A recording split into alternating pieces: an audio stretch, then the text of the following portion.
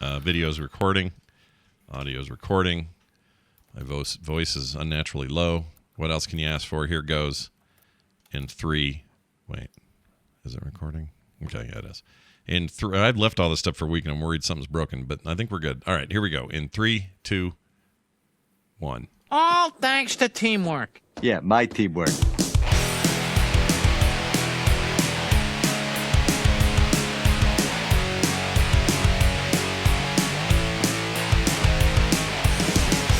Hello, everybody. Welcome back to Core. This is Core for Thursday, April 28th, 2022. I'm Scott Johnson with Bo Schwartz and John Jagger.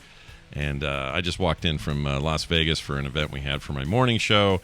And I wanted to share a very quick story because it has a video game tie-in. And you guys are actually the first ones I told, any public people I told about my win, or my near win. But this is a pretty good story, so I'm going to tell you real quick. There's this arcade called the Player One Arcade. I think it's got a simple name like that, but it's rad. It's this really cool, nerdy hangout that a lot of people only know about because their friends tell them, but it's an arcade and bar. You might call it a barcade. They don't, but you could. Full of stand-up arcade machines, sit-down cocktail-style machines, legit stuff from old arcades, couple of machines with tons of memes on them, and stuff like that if you want to play that way. There's also the tables and booths have some kind of retro console hooked up to a TV on those tables, so you could play like a Genesis or a Sega CD or a SNES on that one, or ColecoVision, whatever. It was amazing. It was really cool in there, and we had a video game tournament, and the idea was we had brackets, and people get put up against each other, and we'd have to pick whatever game we're doing, or Brian would pick the game, or I'd pick the game, and we would go play that game until somebody won or lost that game. And I figured I'd be out in the first round because, everybody's good at this stuff. And I'm not really, my head's not really feeling very competitive. I'm just there to have a good time and whatever. Brian was out in the first round, so I figured that'd be me too. I win the first round. I'm like, oh, okay. And that was Joust. I won with Joust. Well, you're a Joust master. I love Joust. It's one of my favorite games. Who picked the games here? In this case, I got to choose, and the guy had to agree to it. Or else we had to pick another game, so we kind of had that rule. Okay. Yeah. Well, he thought he could take you in Joust. He thought he could take me in Joust. Wow, that was his They don't listen mistake. to Core. Yeah, that's Oops. not a Core listener right there. Yeah, We play Joust MMOs here, buddy. Yeah, Joust is only my favorite arcade game ever for anyone out there not aware of this. So we play that, and I win, and we move on, and then it was, I don't remember what the second game was, but we did this series of games, and it's different people getting matched up. And before I know it, I'm like, oh my gosh, I'm winning every game. Like, this isn't supposed to happen. And I also don't want this trophy because that's dumb. It's our trophy we're giving somebody. So You're misspelling trophy. Yeah, exactly. And it says the morning steam, which whatever, and makes it more valuable. That's our take on it anyway. But Brian made this a really cool 3D printed, arcade cabinet, and I did some art on it and misspelled our name. But anyway, we go and we go and we go. We had a particularly hairy Miss Pac-Man event or a fight between me and this a person in our community called Kathy. Kathy and I played it. She's very good. Her strategy: eat all the ghosts all the time. Never not eat ghosts because big points, right? 1,000 points if you get them all every time. And my goal was clear the boards as fast as I could. Get way deeper into the game. By clearing boards. Here's the problem. Every game in that arcade, including Joust, was their dip switches are all cranked up to higher difficulty. And they do that because it's all on free play. Everything's free play, but they do that so that people are not on one machine forever. Right. So that more people get a chance to play. So normally that would just drive faster quarter usage, but that's what it's designed for. But anyway, so Miss Pac-Man from the get-go is as fast as she normally is at like level 8 or something. So just hauling ass, and if you're not used to it, you're like, oh my gosh, I don't remember it feeling like this. And so it was definitely weird. Anyway, I got to like 33,000 points, had my final death. We'd been going back and forth, and she was sucking it score-wise, but she was slowly getting more ghosts. Goes back to her. She plays it, does really well for that run, and she's one ghost chomp away and this, I mean, it got really down to the wire. One ghost chomp away from exceeding my score. So she went from like this really low score all the way up to almost mine, like 1,000 points away. And As she goes toward Blinky or whoever it was one of these levels where they're blinking faster. You know, they're turning back to their normal selves quicker. That's kind of how that game ramps up in difficulty. Yeah. The same with Pac-Man. And she's cutting over to just get that one last ghost, but it's going blink, blink, blink. And I'm like, it's not going to make it. Sure enough, she chomps it right as it turns back into normal ghost mode. And she dies, loses her final thing. So I won by a sheer ghost chomp away, Bo. Is all I won by. So that was like insane. People are yelling and we're all screaming. It was really great. Was it people huddled around the cabinet or was it displayed up somewhere? Huddled around the cabinet. So we were That's awesome. Yeah. That's great. It was great. It's a very old school way of doing it. And a lot of people there were not with us. They were just people there. But they were all getting into it. Anyway, and we had like 70 of us there or something. Wow. So then I was like, oh my gosh, this is going to go all the way. So we kept running into machines that were broken in some way. Like the asteroid's fire button wouldn't work. So that was like out. So we tried it, but we were like, oh my gosh, that's not going to work. We had a hockey game where the stick would not go left for one of the players. So we couldn't do that. So we had to trash those runs. But eventually you'd find a game that was good. So the long and the short of it is everybody's playing in these brackets, losing, winning. We get to the finals. And I'm like, oh my gosh, I'm in the damn finals. Brian has to pick the final game. And me and the guy, it's actually Monkey Banana's brother, who's never heard the show, never heard of Frog Pants before, has no idea what the hell we're doing. He's just tagging along with his brother. Okay? Well, what's that banana's name? That guy's name is he's just Guy Man. I don't even know his name. Maybe he's Armadillo Bananas. He might be Armadillo Bananas. Mr. Monkey Bananas with his brother Armadillo. It's entirely possible, but turns out quite the arcade whiz, this dude, and was killing everybody in the other bracket. So he's the final guy. I'm the final guy. Again, he's not even like part of the community, but here he is wrecking everybody. So we go to the final game. It's Street Fighter Alpha 3. Okay? A game I like. I like Alpha 3 a lot. All the alphas I thought were good Street Fighter games. They're maybe my favorite of all the Street Fighters. Anyway, so we're playing that. I'm okay with it. Chun-Li's my go-to when I'm in the arcade. And so we play that. The sticks are a little janky. They're old. They're not... The fidelity is, it's just a little loose. They've lost their spring. They're not HD joysticks. No, not at all. And they haven't been, adjusted or tweaked in a while. So, but we were both fighting under those same limitations, so it was still fair. Right. Cranked up the game. First round, wrecked him. She's doing her 1,000,000-foot kick thing and, all her awesome moves, just kicking his ass. I'm juggling him and getting combos and all this. And I'm like, oh my gosh, I'm going to win this. Now, the plan was if I did win, we're still giving the trophy to the runner-up because I'm not giving myself a trophy. So...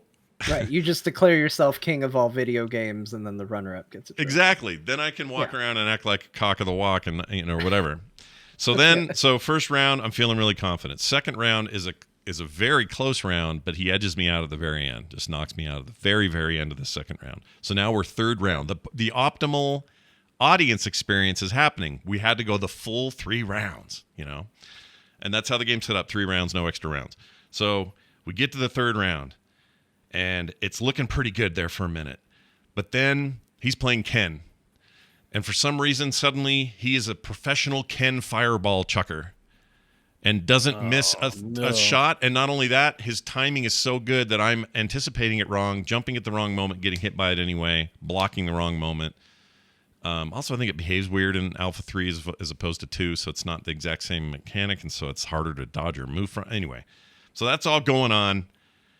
And he beat me in the last little bit. Yeah. This guy who's never heard a damn thing we've ever done. But maybe he's got a Morning Steam trophy. Yeah, now he's got a Morning Steam trophy. And so when he goes to look up the show, he won't even be able to find it. I think if we gained a new listener this way, this is officially the hardest path anyone has ever taken to acquire a new listener. It's not sustainable, is what I'm saying.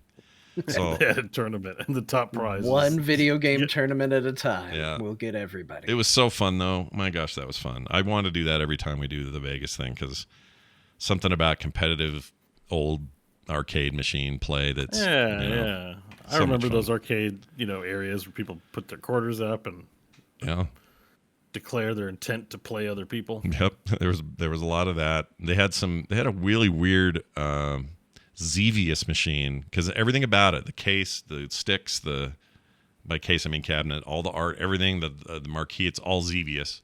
But as soon as you go hit play, even the screen is doing like a demo of Xevious, but you hit play and it's some platformer thing that's nothing to do with Xevious. So there's some weird hanky-panky shit going on in that place, but we had fun. So there's my story to start today's show off, and I'm really glad I got back in time. We kind of rushed a little bit, left there at about 10 a.m., got here 10 minutes before the show, and I've been really excited about the show. Oh, really? Yeah. We drove all the way, nonstop. Mostly Kim did. I slept a little in the car. That's why I have some energy, but I was really excited to hang out with you guys, so there you go. That's nice of you. That's awesome. Yeah. I feel a little bad. I wish you could have had a more relaxing return, but I'm very happy. I'll be fine tonight. I don't have anything super early tomorrow, so it's all good in the hood. But yeah, that's the story. And if you want to hear about edibles, well, you'll have to become a patron at patreon.com/core show. All right. So go. There's a nice sales pitch. Yeah. You want the edibles talk, you got to pay. You got to pay to get it. Just like the edibles themselves. Let's do this. All right, enough about me and my week. Let's get into what's going on around video games. It was announced. This week was crazy because I felt like a lot of stuff dropped while I was gone, and I didn't have a lot of time to focus on it or think about it. Twitter selling itself to Elon Musk, to Diablo Immortal ending up on PC, which is what we're going to talk about in a second. There's a freaking Overwatch beta came out, or alpha, I guess. Like a lot happened. Beta. Is it a beta or alpha? I guess it's beta. Yeah, a lot of stuff happening in the Blizzard camp of things. Yeah, which surprises me. The Dragonflight announcement was just already a big thing, but yeah, it's a lot. It's a combination punch. They're trying really hard to trying to figure out a way to get me to play a game again, and maybe these will do it. I mean, the fact that let's dive into this one. Diablo Immortal will be playable on PC. Something I think Bo asked for a lot, didn't you? Back in the or was it John? We talked about it a lot because famously John is not a big fan of the mobile gaming. Yeah, and I wasn't that impressed with it on mobile either. So I think we talked a lot about how another expansion pack was canned, and yet we're still getting Diablo 3 stuff, but just on the phone. How stupid is this? Like, as a Diablo 3 player who's put thousands of hours in, I don't get content. Meanwhile, the mobile schlubs get their freemium content. I don't mean to be so derisive. I'm just mad because they're putting my game on the wrong platform. Sure. And there's been lots of memes about Red Shirt Guy. He's a different Red Shirt Guy. The "Do you have phones?" or is this an out of season April Fool's joke guy? Oh, yeah, and that leading to the "Don't you guys have phones?" quote. Right. Yeah. The one. I think was it Wyatt Cheng that said that? It was Wyatt Cheng. Yeah. I'm pretty sure he's the nicest guy, by the way. He's the nicest guy, but waking up that morning, he didn't know he was going to say something that he was going to hear for the next 10 damn years. Like every rest of his life. Even now, it's like they post Dragonflight and someone's like, "Do y'all not have dragons?" Like, it is going to haunt him for years. And really, it's kind of unfair almost because, it's just a bunch of words he said. But anyways, people were not happy about this. Not us, not just us. No, so that is true. John does it as the leading mobile critic here. Yeah. Critic of mobile gaming. Mobile critic. Do you believe that this put you any closer to caring about Immortal? Because up to this point, I believe you've been pretty flat. I may look at it just to see what they ended up doing, but I'm not going to invest in it. Does this change that for you? Yeah, absolutely, a little bit. I mean, it's like a half step, or it's the first step in a 2-step process. Like, I have 2 big issues with mobile games. One, I don't like playing games on my phone.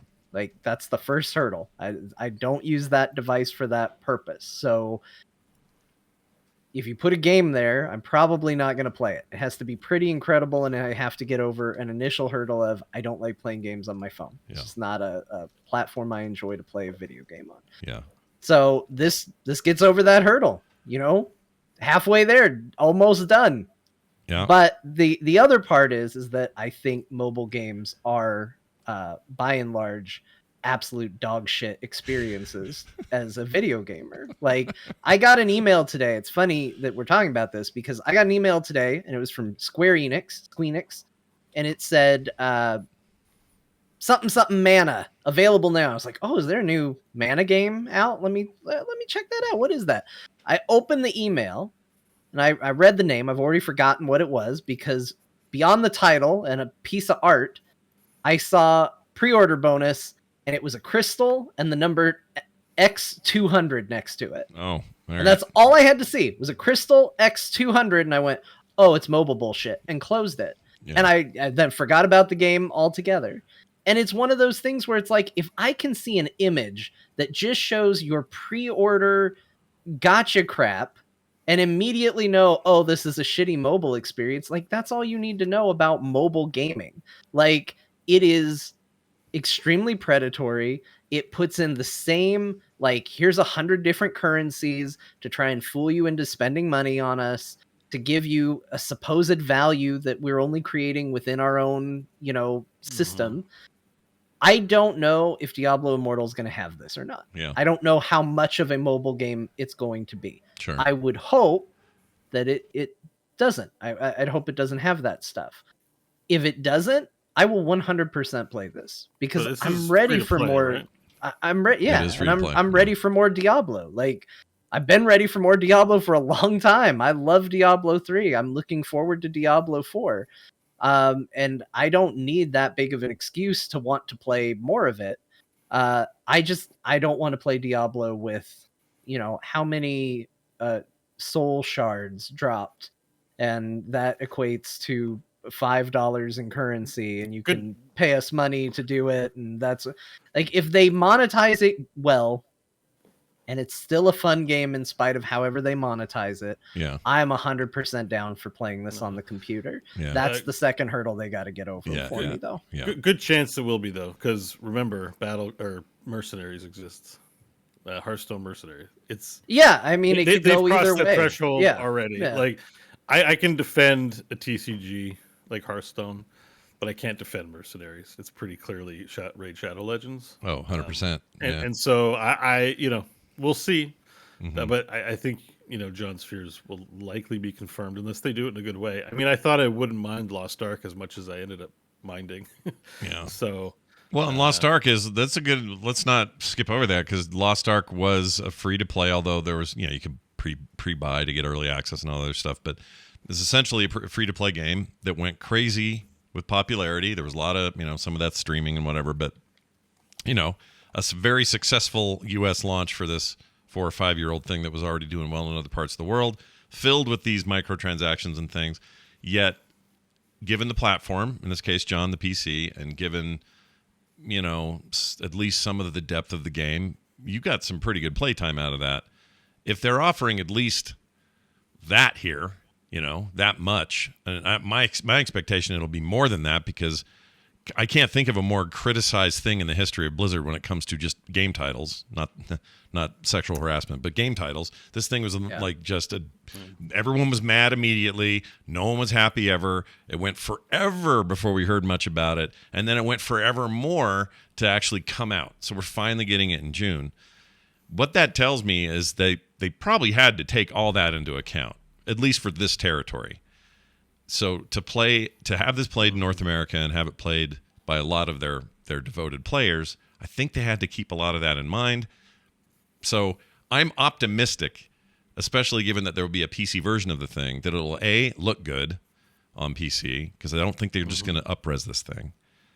It just doesn't seem like they do that. Maybe they will. Honestly, even if they do, it's going to probably look comparable to Diablo 3. Correct. Diablo 3, let me tell you, is a shitty looking video game. I love that game to no end, but every time I log in and I make a new character, I go, ugh. Yeah. And then I'm like, oh, look at my pet. And it looks like Warcraft, World of Warcraft, like vanilla pets. And it's like, here's your 3 polygons that make up the little pet that's going to collect gold for you. And you're like, woo.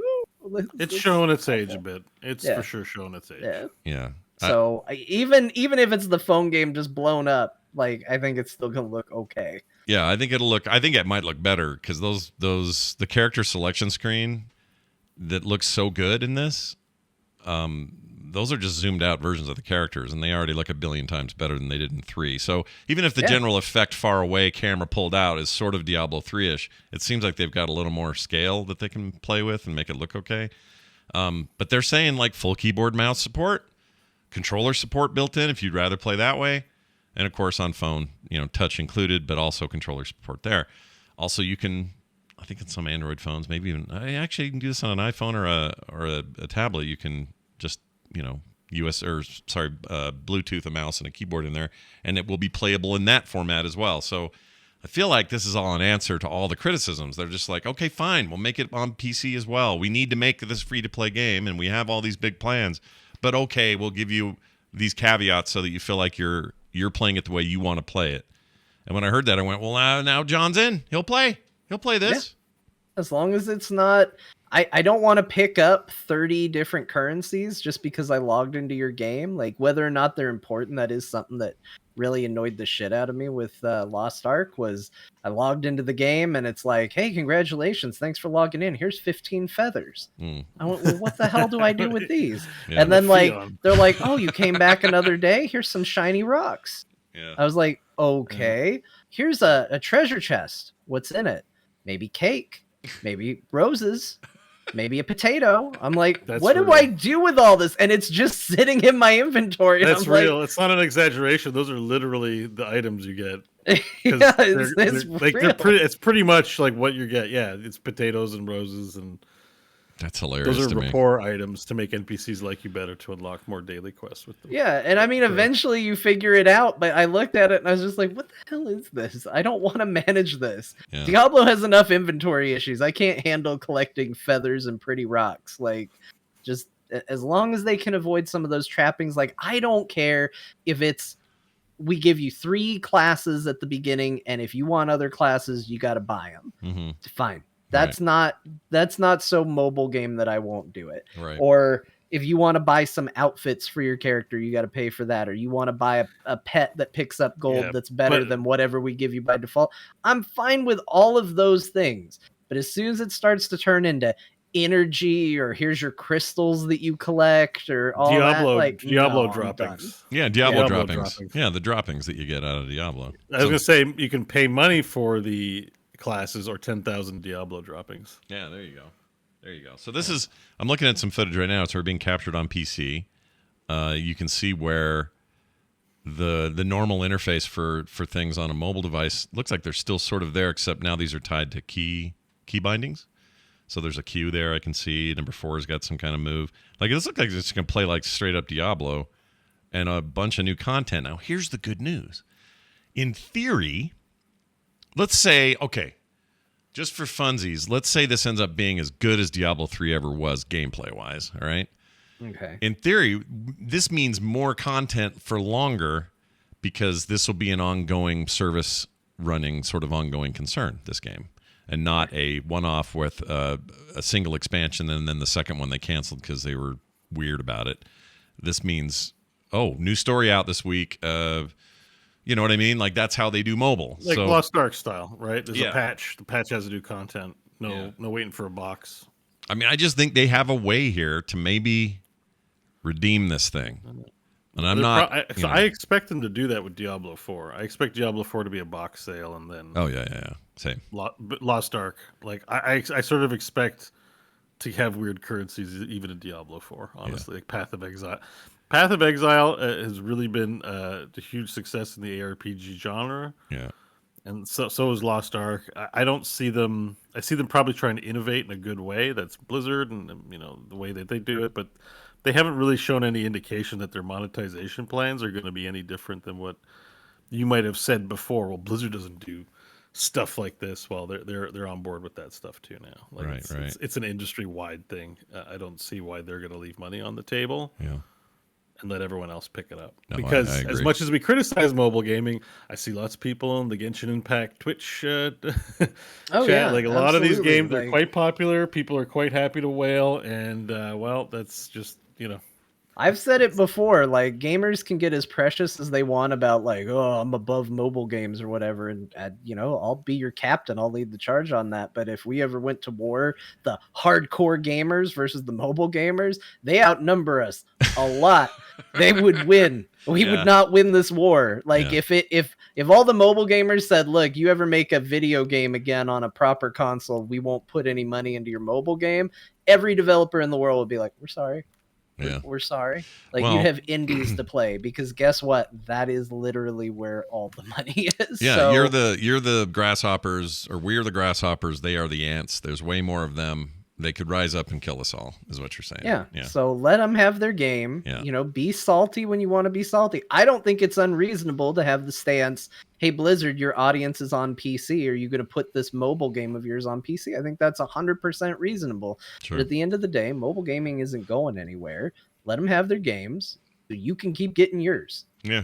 They're gonna have another one soon. Isn't there still a Warcraft mobile game announcement that we're waiting for? Yeah, we got that coming up here in a bit. We're going to talk about what that might be, but that's finally happening next week. So there's, I wonder what that's gonna be. Blizzard stuff popping right now. A dating simulator or something like that. I'm pretty sure that's the game that Corey Stockton went in hiding to work on. Doesn't he really like Nintendo games? He loves Nintendo. Loves them. Yeah. I mean, he's the one. Animal Crossing more than maybe anybody. Yeah, I've never seen anybody quite as into it as he was. Like, this is a guy literally ahead of a BlizzCon. He's a pet battle guy, right? He made pet battles, exactly. Yeah. But he's a guy ahead of BlizzCon when the 3DS was popular, 2014 or so. Sends me a DM before I left and says, "Bring your 3DS. I want to share something." He wanted to share something. I don't remember what it was. It may have been Animal Crossing stuff. I don't remember. Some kind of fruit exchange. I don't know what it was. So when I met him in the bar, the Hilton bar, first thing we did was whip out our damn 3DSs and do that Street Pass crap, and that's what it was. It was Street Pass. Remember that? Street Pass was really popular then. Everybody had to bring their 3DSs and leave them on so that, look how many people I Street Passed with. BlizzCon was great for that. It was beautiful. Oh, it was Street Pass heaven at BlizzCon for a couple of years there. But he's a super nice guy, and when he went off to do that, it's been dead silence. Like, what are they working on over there? It's that incubation thing, and I think this is it. So, knowing what he loves about Nintendo and those kinds of experiences, I wouldn't be surprised if there was at least some let's capture creature Animal shit. Crossing, but with orcs. yeah, or some mix that with Pokemon somehow. They were all very big Pokemon Go players there, so a lot of people theorize this will have some sort of elements from that. I don't think this is just a mobile. You could see like MMO. That whole ARPG or whatever you call it, like the augmented, whatever you consider Pokemon Go to be, where it's, real world tied in with your game, real world locations and all of that. You can see that fitting into the Warcraft universe pretty easily. Is this controlled by the Alliance or the Horde? Mm-hmm. It's pretty easy to see how that would map. Yeah, I agree. What I would really like to see in the end is these Blizzard developers making good stuff. Maybe the WoW team fixing their shit. Maybe this new team making a rad mobile experience. Maybe Immortal surprising us all and being great.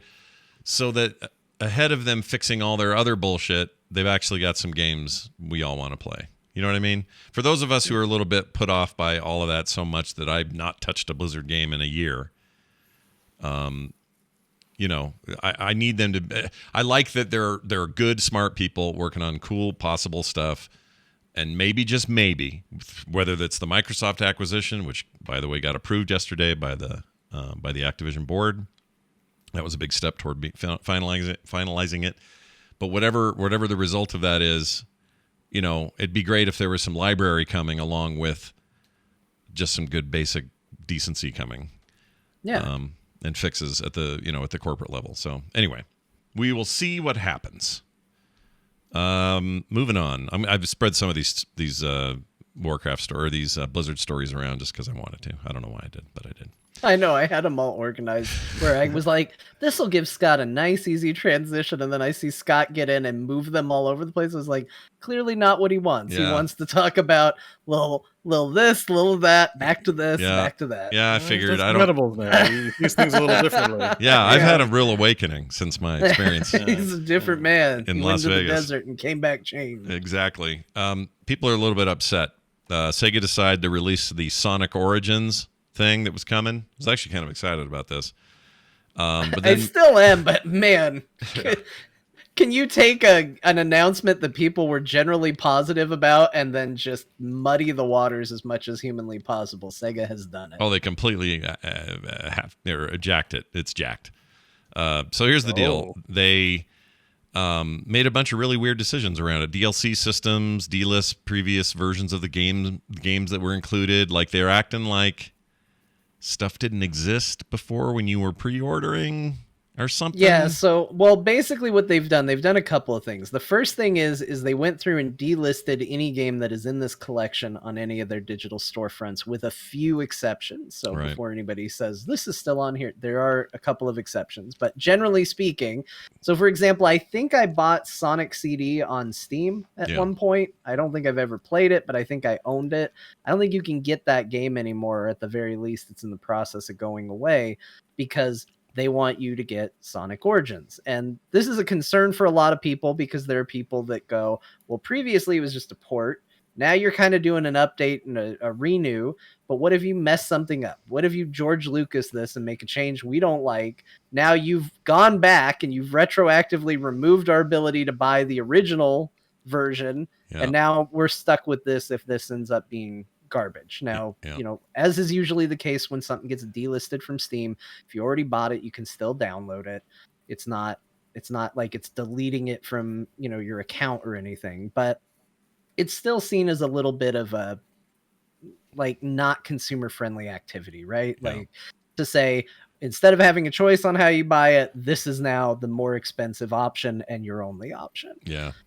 So that's the more recent thing they've done. The other thing they did was they announced the DLC for it, the DLC plan. Yeah. And for some reason, for this classic collection of Sonic games, there are 5 different possibilities of DLC and pre-order options that you might have.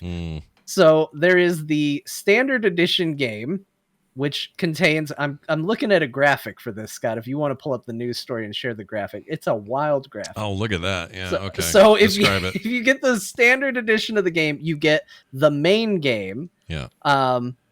And that's it. That's all you get. Yeah. But if you pre-order it, then you also get 100 bonus coins. No idea what that means. Mirror mode unlocked and a letterbox background. Nice. So you get that if you pre-order, but if you don't pre-order, you don't get that at all. That's the only way you can get those things. Okay. Then there are 2 versions of DLC that you can buy. You can buy a premium fun pack, which contains hard missions. It also has the letterbox background that you get for pre-ordering. Character animation in the main menu. So I guess instead of a static main menu, it moves because you bought this DLC. Neat. Camera controls over the main menu island, so you've unlocked DLC camera controls, and character animations during music islands. Yeah. Whatever the hell that means. That is some... Look, I've had to make swag bags and weird things and go, oh, how do we add value to this? How do we add more stuff? We're out of options. So I understand that thinking. There's no reason they have to do this stupid. This is so stupid. Well, then there's the classic music pack, Scott. This gets you additional music tracks from the Mega Drive / Genesis titles, and it's the only way to get that unless you get the Digital Deluxe Edition, in which case you get all of the DLC except the pre-order stuff unless you pre-order the Digital Deluxe version. So maximum confusion then is what you're saying. Yes. Okay. It shouldn't take a graph like this to figure out how to pre-order Sonic. And it looks like you don't get the letterbox background if you go with the Digital Deluxe Edition. Like, why? If you're spending the maximum money, why wouldn't I get the maximum features? Right. Well, you do. Right. Well, actually, yeah, that's a good point. Wait, how does that work? Because I get, in theory, the premium fun pack. Did they delete it? If I don't pre-order it and I buy the Digital Deluxe, do I not get the letterbox background? That actually does make no sense. You have to buy both the Digital Deluxe and the Start Dash pack.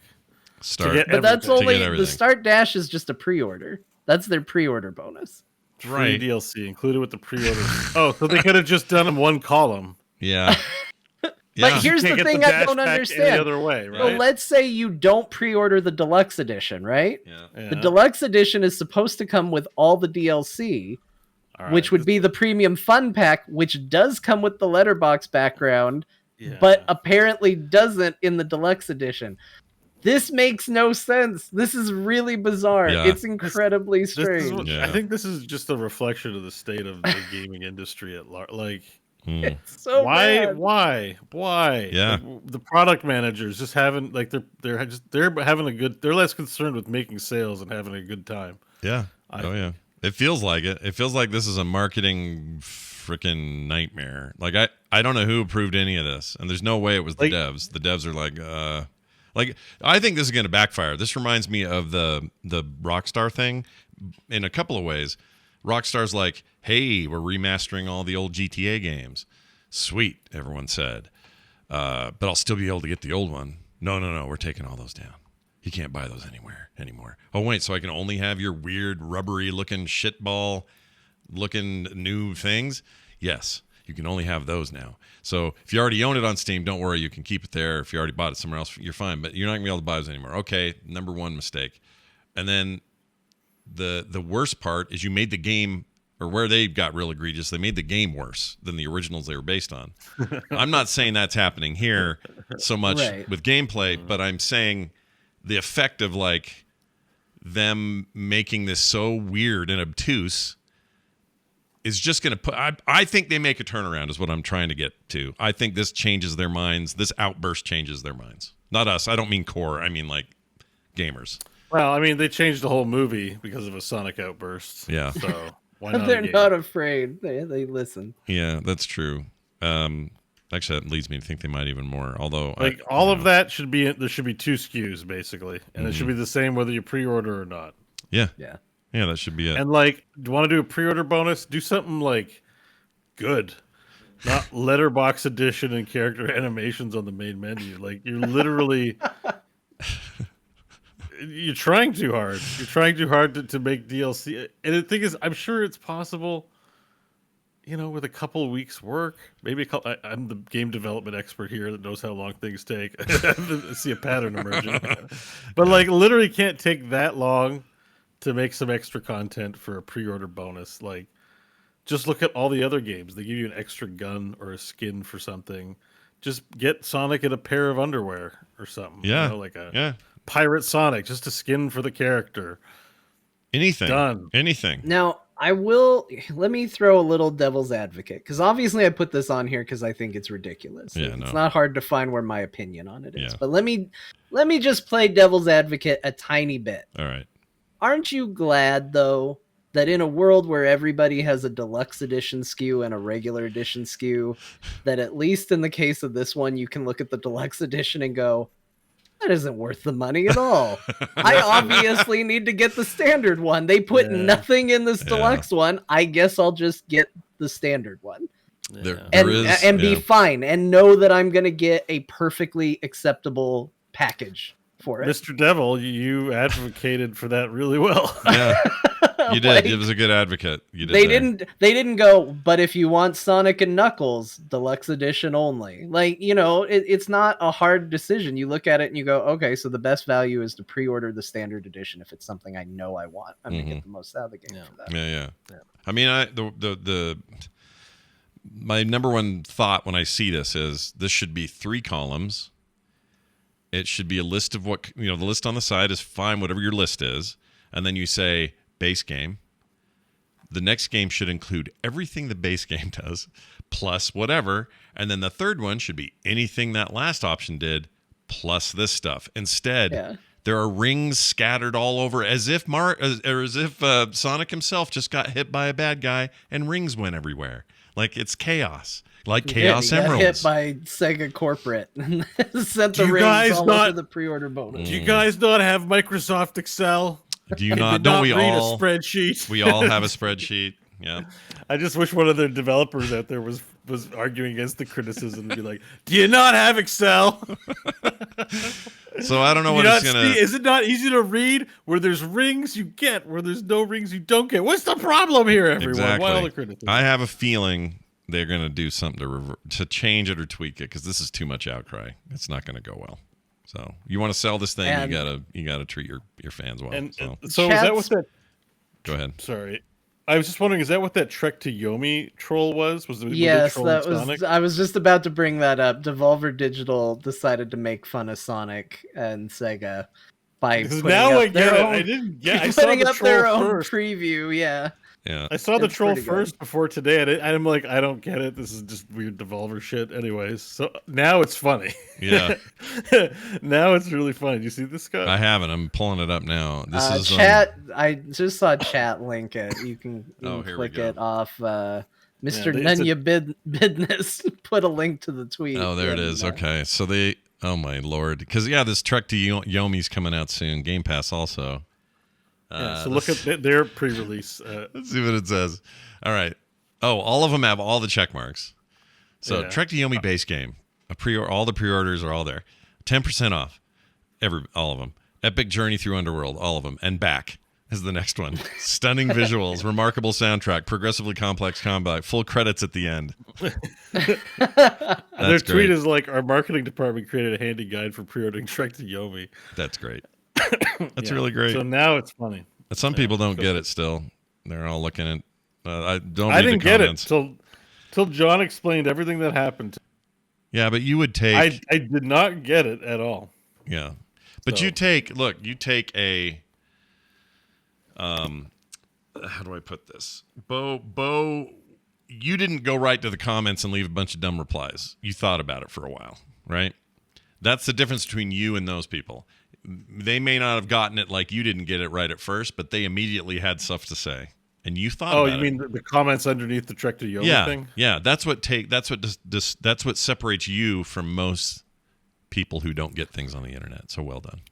They just You don't didn't have feel the need to immediately go, I don't understand this, so it doesn't make sense.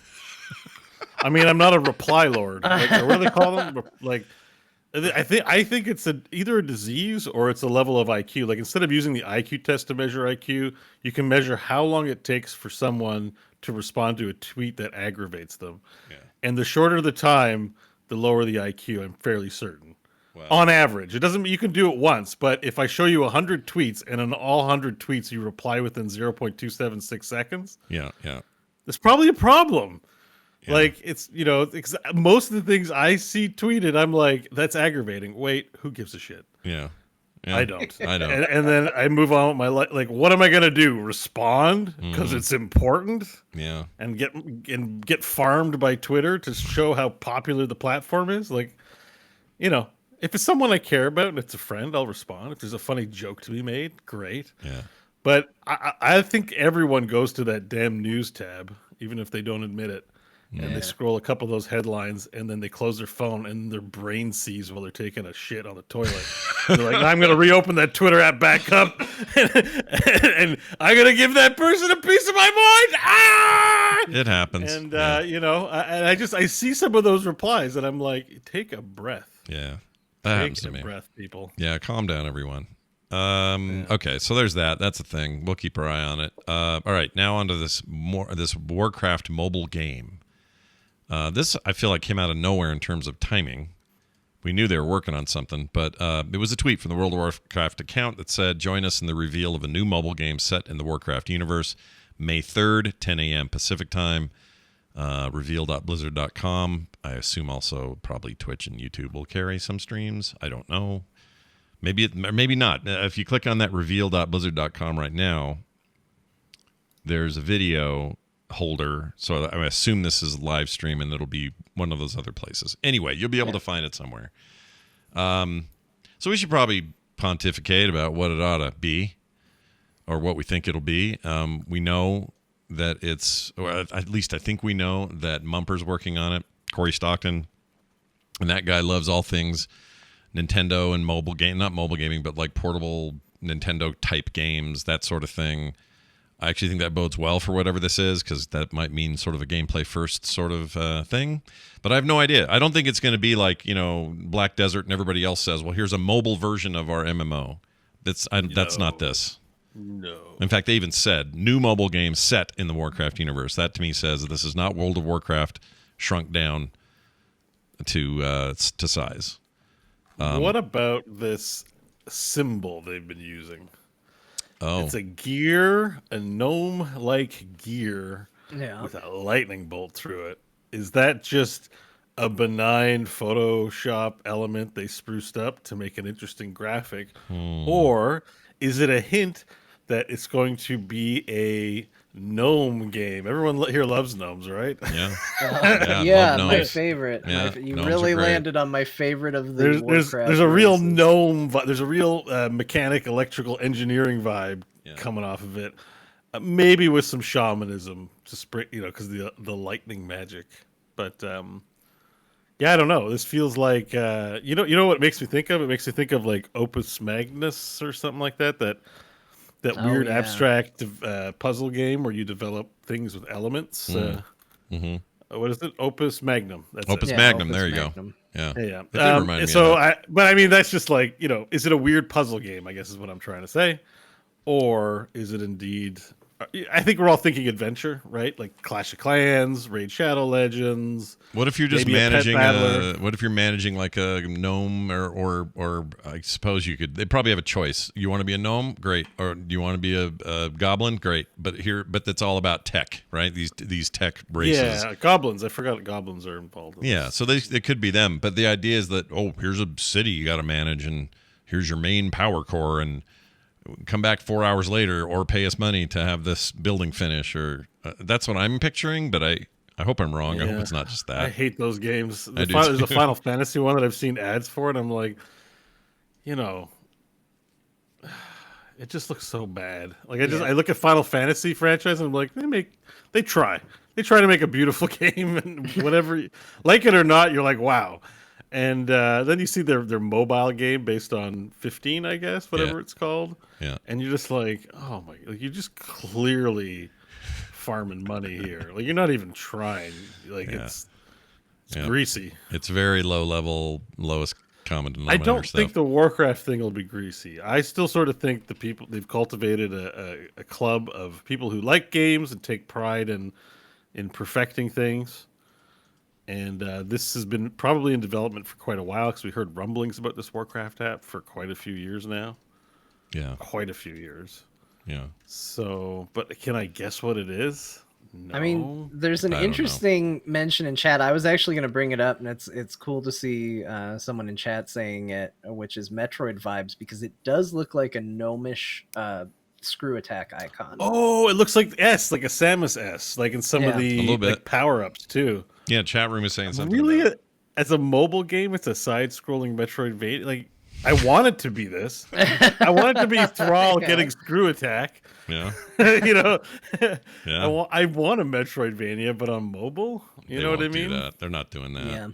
Yeah. Plus, I it don't doesn't know. seem. It doesn't seem to looks me. a lot like you already said he's a Nintendo fan. You think it's a coincidence it looks exactly like the screw attack icon? Yeah, that's a. Ooh, I didn't think of that though. That's an interesting take. I'm not saying That's a haymaker from John, an observational haymaker. because It's those even games. got lightning around it. Yeah. But he okay, but look at his contributions to the WoW team. At the time, it was things like pet battles. It was just a huge Pokemon game, basically. He was also instrumental in like the mission table stuff that I think was introduced before Legion. I don't remember when that came in. When did that? Yeah, it was before. It was Warlords, because you had your. Oh, and that's the other thing. It He was was part of Garrisons. yeah, and he was super big in the Garrisons team as well. I'm not. This is not a judgment, by the way. You are not selling people on this mobile game right now. That's a good You gotta point. get away from that topic. Because a lot of people really do not look very fondly on those systems, but as implemented, they were competent is the word I'm looking for. So I'm not saying that that's what I want. I don't want that, but I just, for whatever reason, feels like it's going to be more like that. And because mobile games are about checking in and doing a quick thing and getting out, and not long sessions of play, I just can't imagine this is some kind of Metroidvania or story-based anything or whatever. It's got to be just like, I did my duties, and now later I'll do my duties again. You're going to Tamagotchi this thing somehow.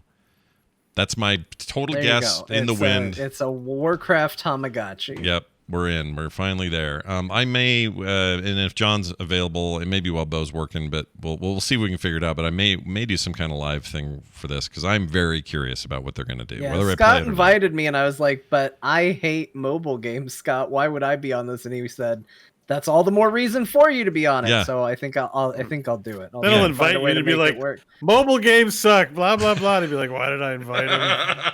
Well, I did actually this to want it. myself. I want it because I'm not necessarily optimistic about what this might be because I don't know. I need to see what they're going to do, but I know that John will at least apply his massively anti-mobile game thing to what we talk about, and that's good content is the main reason.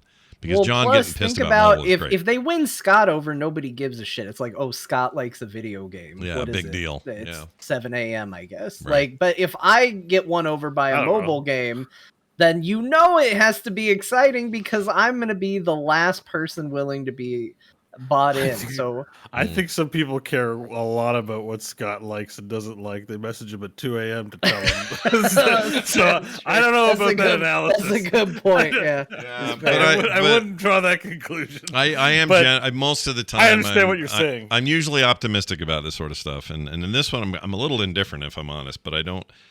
I want to be surprised. I want to be excited.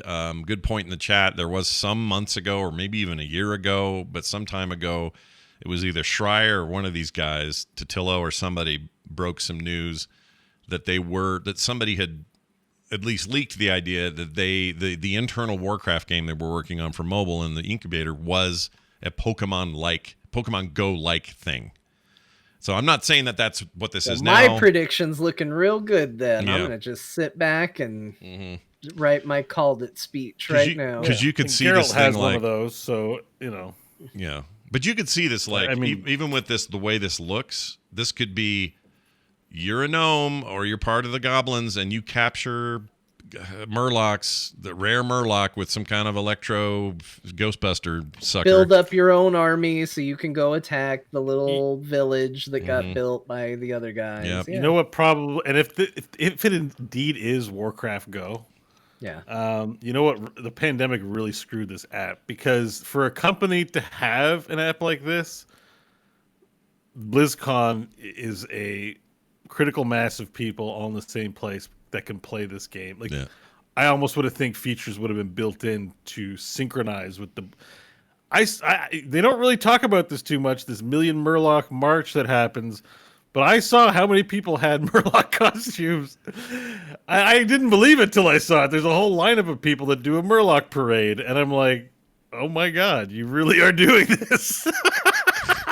You know, like, I just, on TV, it doesn't really look like that big of a deal, and I probably didn't even know. So Right. I think people will go crazy for a Warcraft Go app. I can't believe the amount of people that like badges and pins. Yeah. Oh, There yeah. were people with whole binders with pins, and they're like, "Oh, you want that pin?" I'm like, "You shouldn't want this either." Like, I hate to tell people what their nerd thing is, but I'm like, "It's just pins. Throw them in the garbage." Yeah. Like, they're not that. Like, it's. I will And it's just 'cause defend. it's not I will important to defend me, those. and that's why I'm being judgy. But I'm Right, like, right, we're right, here right. for video games. Why are you collecting pins? I will Let's go- defend that fandom because I not because they need me to, but because I don't do that either. I think it's kind of crazy. It was weird at BlizzCon. Watch StarCraft. Like, put the pins But it away. was that is like a hardcore game of like I remember some of Yes. the eBay prices for the rare ones. It was like out of control. Like it's kind of The thing that struck me, Scott, was it was whole circles of people. It Oh, wasn't yeah, a it was guy huge. who's like, check out my pin collection. I just never appreciated that there were so many people that were into it, Yeah. and that they would come to BlizzCon and not watch Korean pros play StarCraft and spend time with their pins. I'm like, there's pro sports, but everyone values things differently. I just didn't realize how big of a thing it was at BlizzCon. It was huge. So it's on me. I'm the villain, whatever. But I would think an app like this would be hugely successful for an event like BlizzCon to drive ticket sales, bring people in, blah blah blah blah. That's a really good point. I think there's probably a tie-in with that because everybody would be meeting up and doing it if they bring a BlizzCon back proper. I still say that's iffy for a while. That's a ways away if Yeah. they do it at all. And I'm not even talking pandemic. I think they're just in such a sour cloud still on that front. And a lot of these like Won't feel offenses. the same way about the company. Yeah, and a lot of these offenses and things that happen at BlizzCon when everyone's drunk and stupid. So it's not like they want to get right back to party time. I don't know. When you think about it, like, why didn't Niantic help with the pandemic? Like, because I really feel like we had this augmented reality app that can pretend to have Pokemon around. Why can't we have an app that pretends to have like COVID around it so people can stay safe? I mean, well, you know what I mean? Like, just like have little COVID bugs and it's like, oh, we gotta go this way. That guy might have it. Like, and you gotta collect vaccines. Like, make it fun. That maybe people would be less anti-vax if we had a fun game like If they gave you a sweet Pokemon when you got the Coronavirus shot, like, Go. Well, the government's gonna track me forever now, but at least I got this sick Mewtwo. Yeah, no Yeah, kidding. Niantic can track me all they want, man, but like not the government. Yeah, you don't want the government involved. That's I the still get Niantic. messages about that. They're like, "Did you know Pokemon Go has marked your location 137 times in the past 2 weeks?" I'm like, "Yep," and you're gonna keep letting them do it. And they're like, "All right."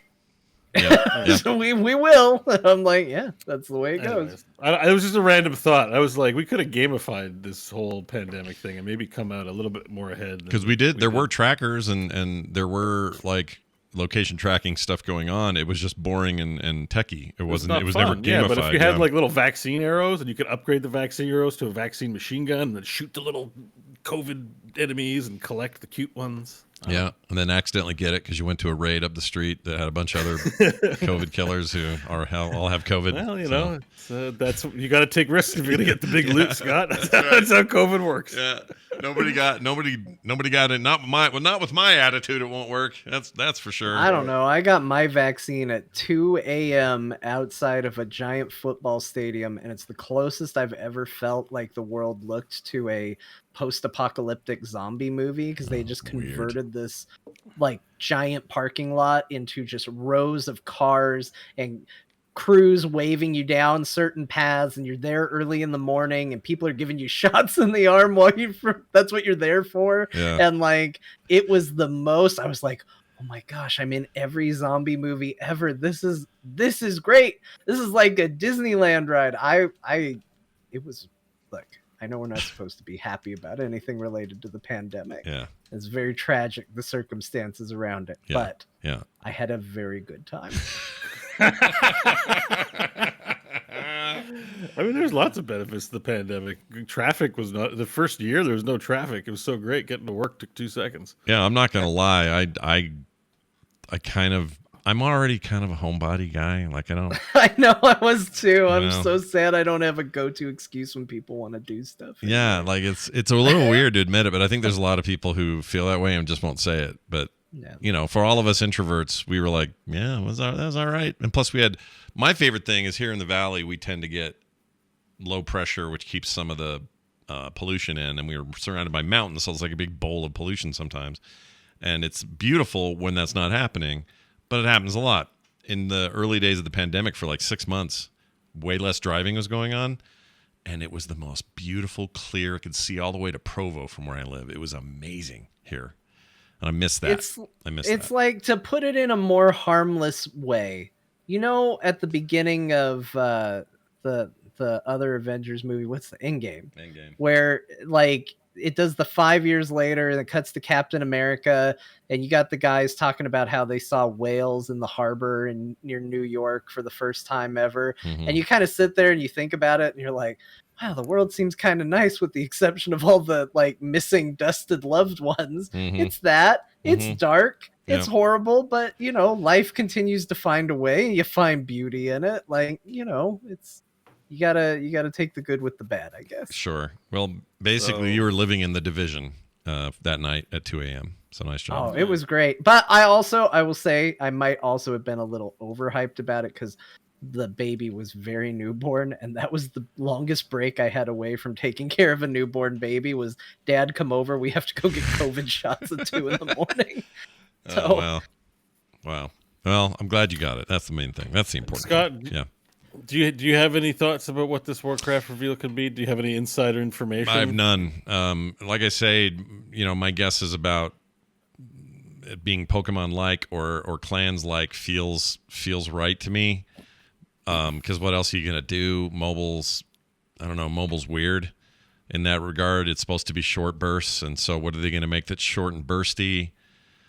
I don't know beyond that. Maybe it will finally be the pet battles thing we were all asking for, just maybe writ large. Like instead of just pets, you're capturing whelps and ogres and whatever. I like John's Metroid theory, but I got a feeling it's going to be that. It's going to be in the Yeah, I don't think Clash it's of Metroid. I would love them to Pet do battle that, but they're not. What I'd really like to hear is, I know they canceled that Battlefield-like StarCraft thing.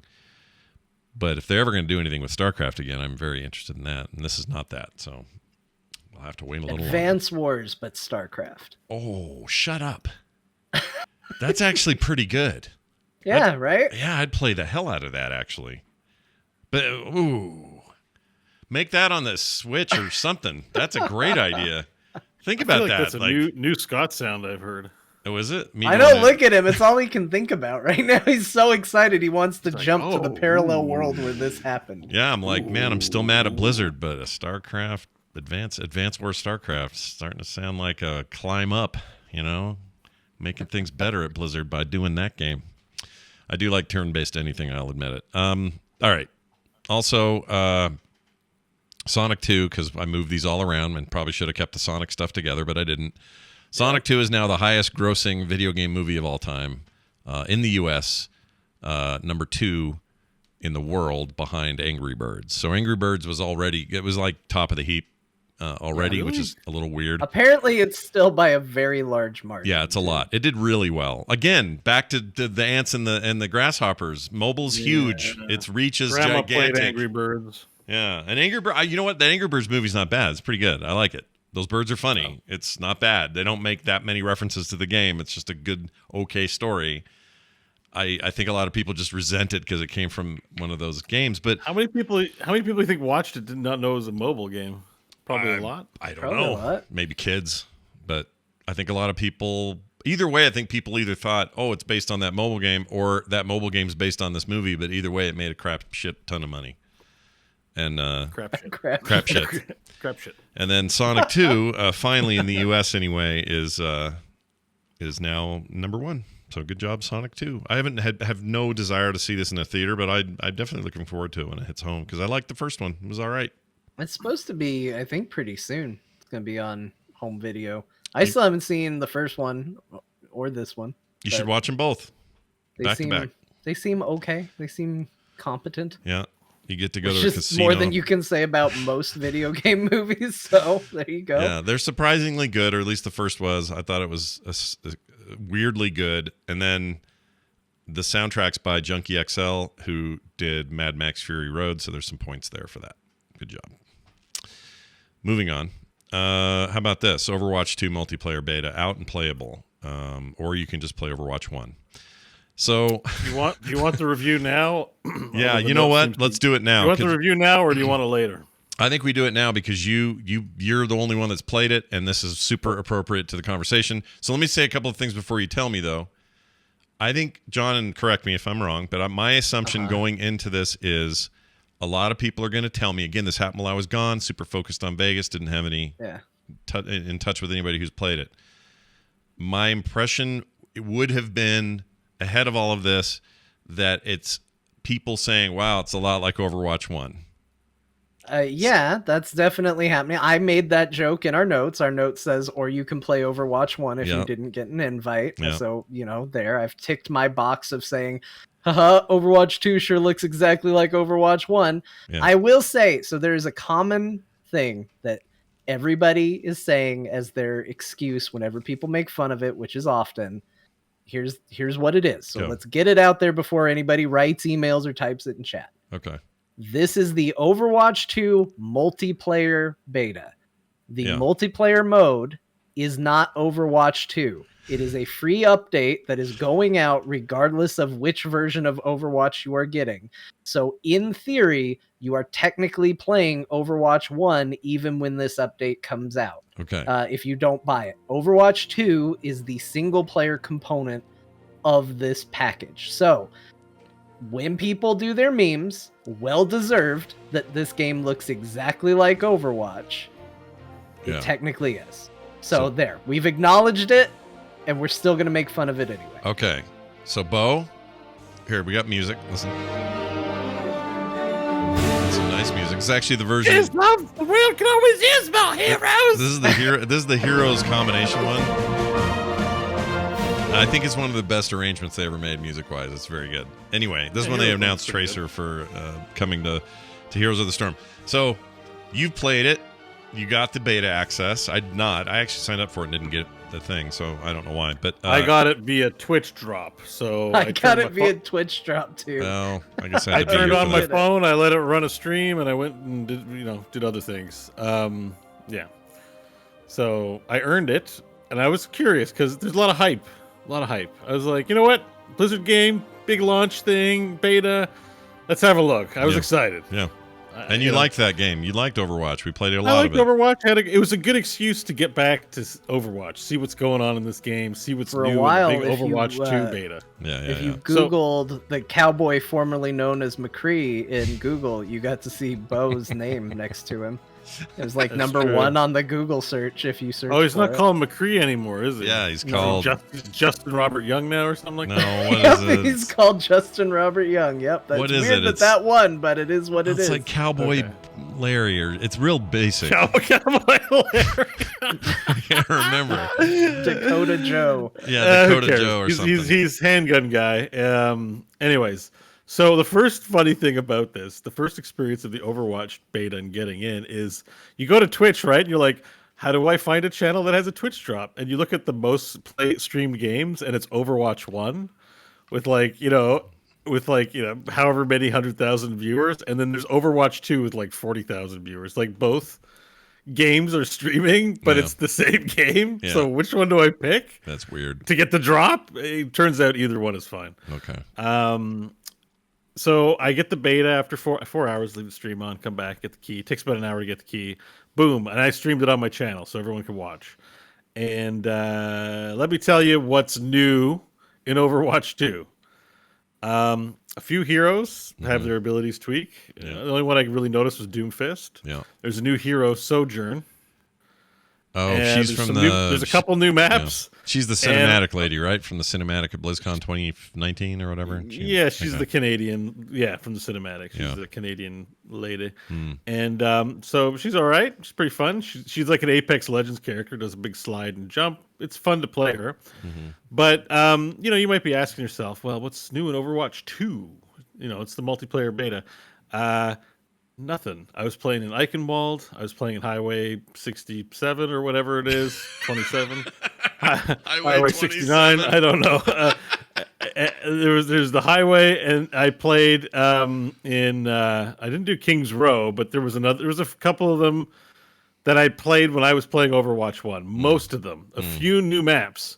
Okay. The characters looked pretty much the same. So I would say no real new graphics, no real new anything. I'm sure, technically speaking, now I have to caveat that with the fact that the last time I played, I was playing on a first gen quad-core Intel, and I now have a 12th gen Intel with the 3060, and I can stream the game, run it at max resolution. So it's going to look better for me either way. I don't know what percentage was my computer versus Overwatch 2, which again, I think is partly the point. It's the same freaking game.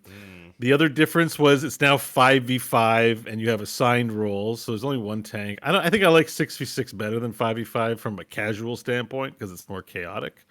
5v5 feels like I'm playing a match that people are trying to win rather than just get kills, which casual style is not as much fun, but it's fine, 5v5 now because they forgot to teabag heroes after they killed it. Oh, right. I got you. All right. We got some hero shade. I played some heroes yesterday, too. I played 4 games. Oh, well done. But while I was waiting for Overwatch, it was a Blizzard day for me. Sure. The game looks good. It's still fun. Comments notwithstanding about whether you like Overwatch or not. If you enjoyed Overwatch 1, you will enjoy this every bit as much as Overwatch 1, 2. Because it's, like as John says, it's the same game. And that's about it. That's all there is. I guess they're testing their servers. I don't know why everyone wants to get in. I don't know why. After I got it, I'm like, why did I want to get into this game that much? Like, there's nothing to see here.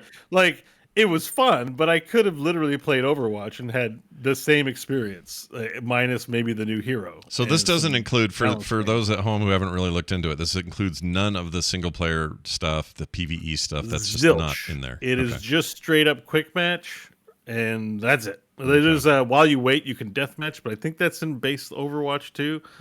I don't know. Like, here's the thing: all the loot box openings we can confirm are in this game. So all my skins and stuff are in there. That was a nice touch. I'm coming in to play Overwatch 2. At least all my purchases and earnings are still in the game. Thumbs up on They that. did promise but they look that, yeah. exactly the same. Yeah. So I don't. Yeah, it's just basically all esports games have this, right? League, Heroes, they have a PTR. You go and test things. This is an Overwatch PTR that everyone got overly excited for, and they're just justifying why it's different for whatever reason.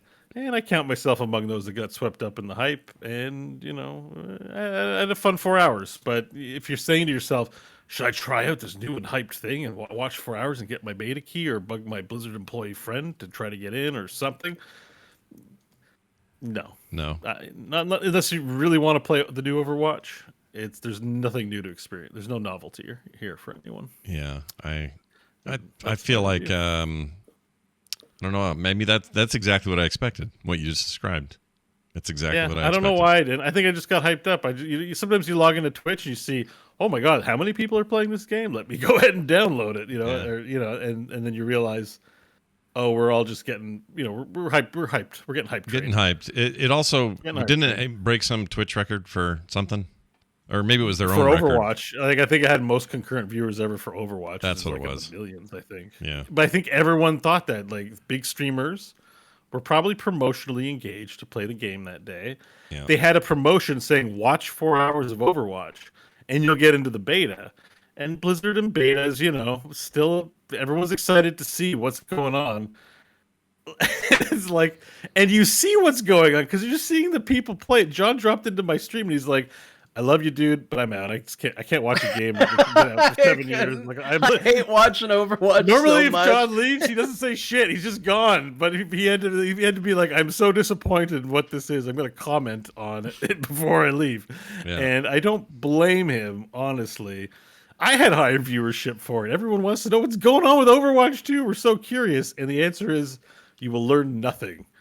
We were all playing. Except how you feel about Overwatch. Yeah. It will rekindle whatever feeling you felt for that game. To address what Disturbed Angel's saying in the chat, he's making a fair point, but I would point out that basically these are all the things they announced and we've just all forgotten, and we were expecting more than we should. I'm saying it's my fault or our fault. Like, we got caught up. It's us. Well, it's us. also, but it's not also our this. job to remember every detail about it. This is the same. Like, here's the thing. Here's why I don't think that's okay. To be like, well, they said it.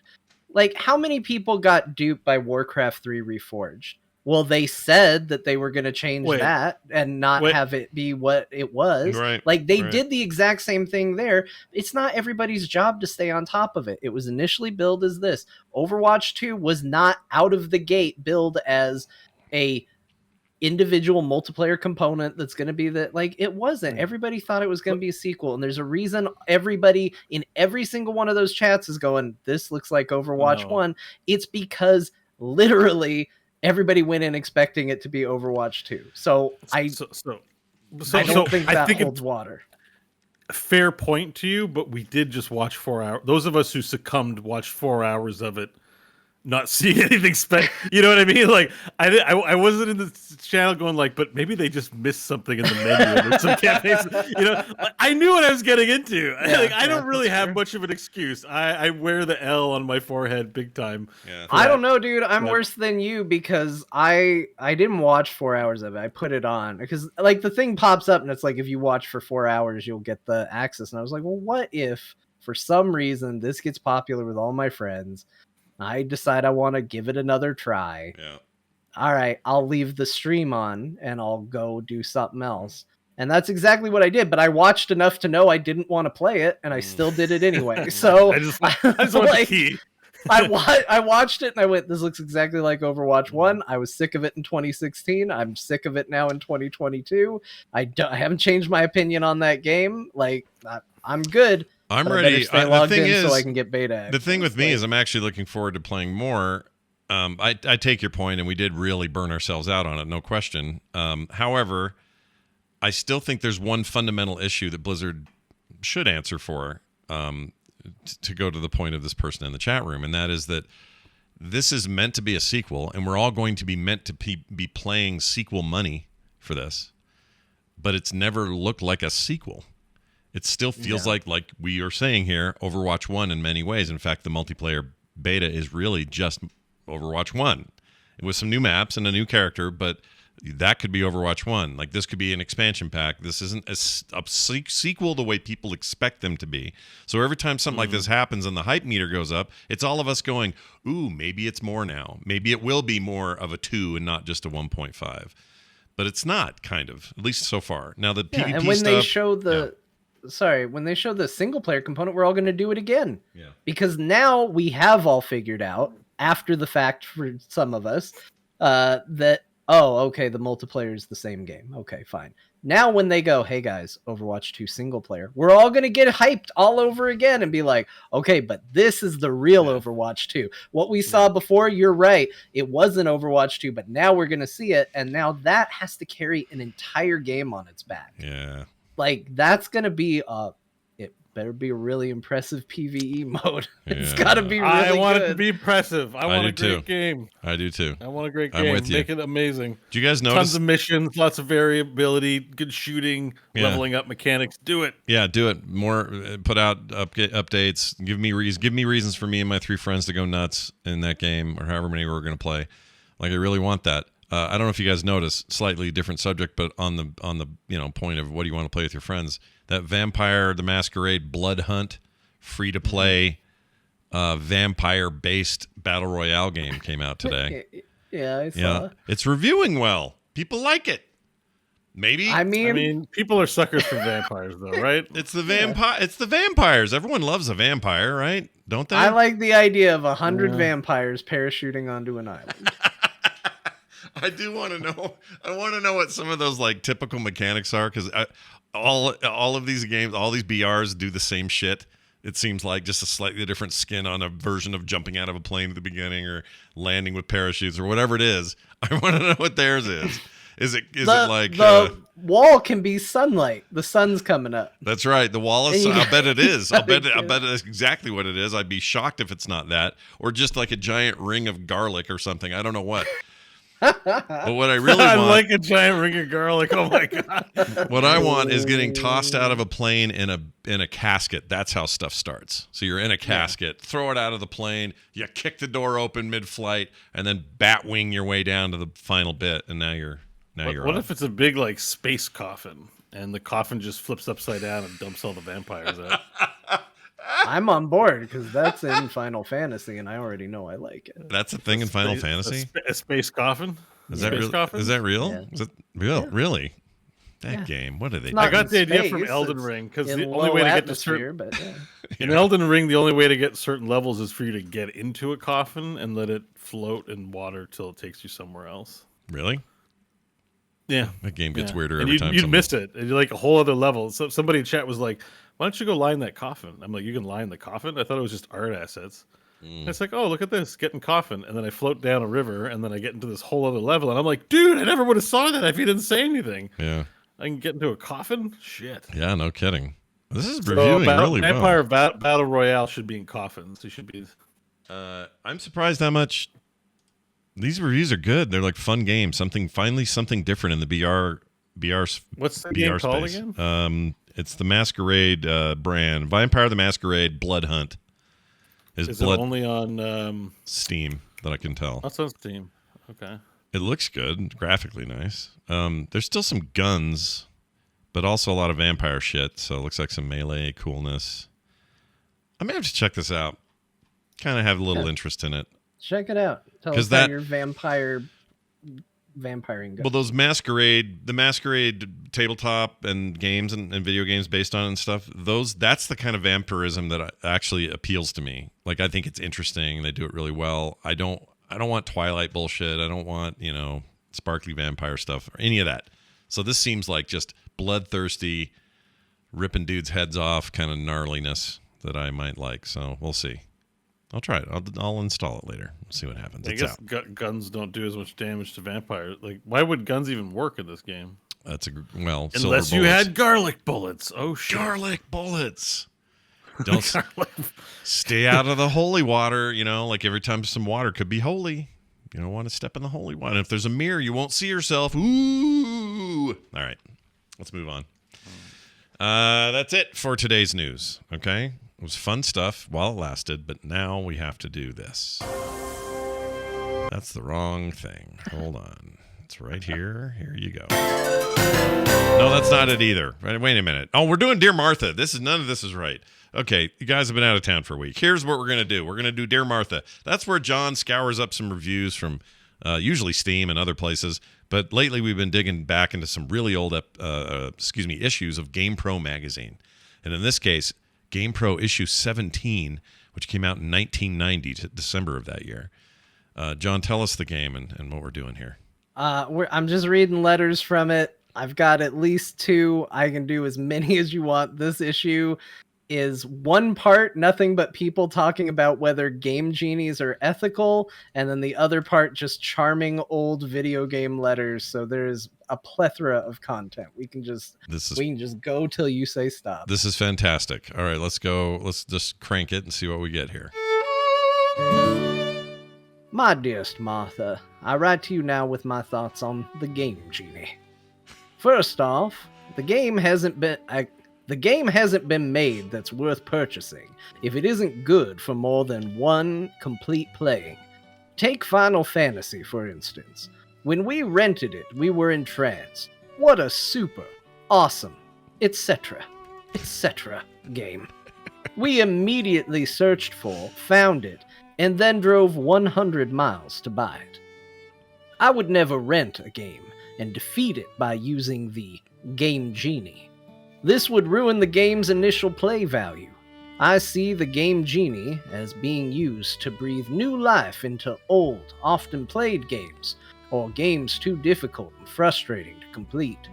It is my fondest wish to enter the secret game screens in Super Mario Bros. And make Mario jump over the flagpole. I've wanted to do this ever since I first played the game and heard rumors saying it could be done. I definitely believe the Game Genie will cause no harm to the video game market. I'm no expert, but it seems that any product that will add variety to video gaming is of great value. I will most certainly buy a Game Genie if it ever becomes available. Yours and this life and the next, Stan Z. All right, so Stan Z was right, and it did come out, and he probably got one. So good job, Stan Z. Funny enough, our next episode of Play Retro next Tuesday, is these devices, Game Shark, Game Genie, all those cheat devices. We're going to talk all about them. So that's a very appropriate is it really? one they chose. Yeah, that's odd that I picked this of all places. Yeah, that was really good. Let's lay into a second one here. Here you go. My dearest Martha, as a representative of the average game player, I think the Game Genie is a great idea. I have lots of opportunities to rent current games before I buy them, which makes me a more informed shopper. But because I'm 24 and not one of those 9-year-old video game aces, I might only clear 1 or 2 levels of a rental game in a full night's play. I think the Genie would give us the ability to test the game waters more clearly before buying. Also, for those few unbeatable games that we all have, but don't like to admit, it would give us the confidence to keep on going by giving us a practice mode on any game. Keep up the good work, and keep the information coming. Yours in this life and the next, Patrick T. Patrick T sounds 75 then. I don't know where that guy is now. That poor guy. Like those 9-year-old whiz kids sure like to beat lots of levels in 2 nights. That was a good one. All right, I want to do at least one more short one. All right, law of threes. We'll do 3. Here you go. Okay. My dearest Martha, I'm writing about the new 16-bit Nintendo. Have you heard anything about it? From what I've heard, it will be the only way to play Super Mario Bros. 4. And the player won't be able to use old game packs on the new system. What's the scoop? Yours in this life and the next, Jason F. Hold on. Did Jason F get an answer to his question? Yeah. Oh, right. I should do the reply from Martha. Yeah, do Martha's reply. It's not reply. very good, though. It's not good. Well, but we can read do it anyway. All right, so go ahead. This is a... Oh, wait. Okay, You'll make it good, John. I know you will. Yeah, I know you can do it. Hold on. We need to be different music for them. We'll do the... No, we'll do hers. Here.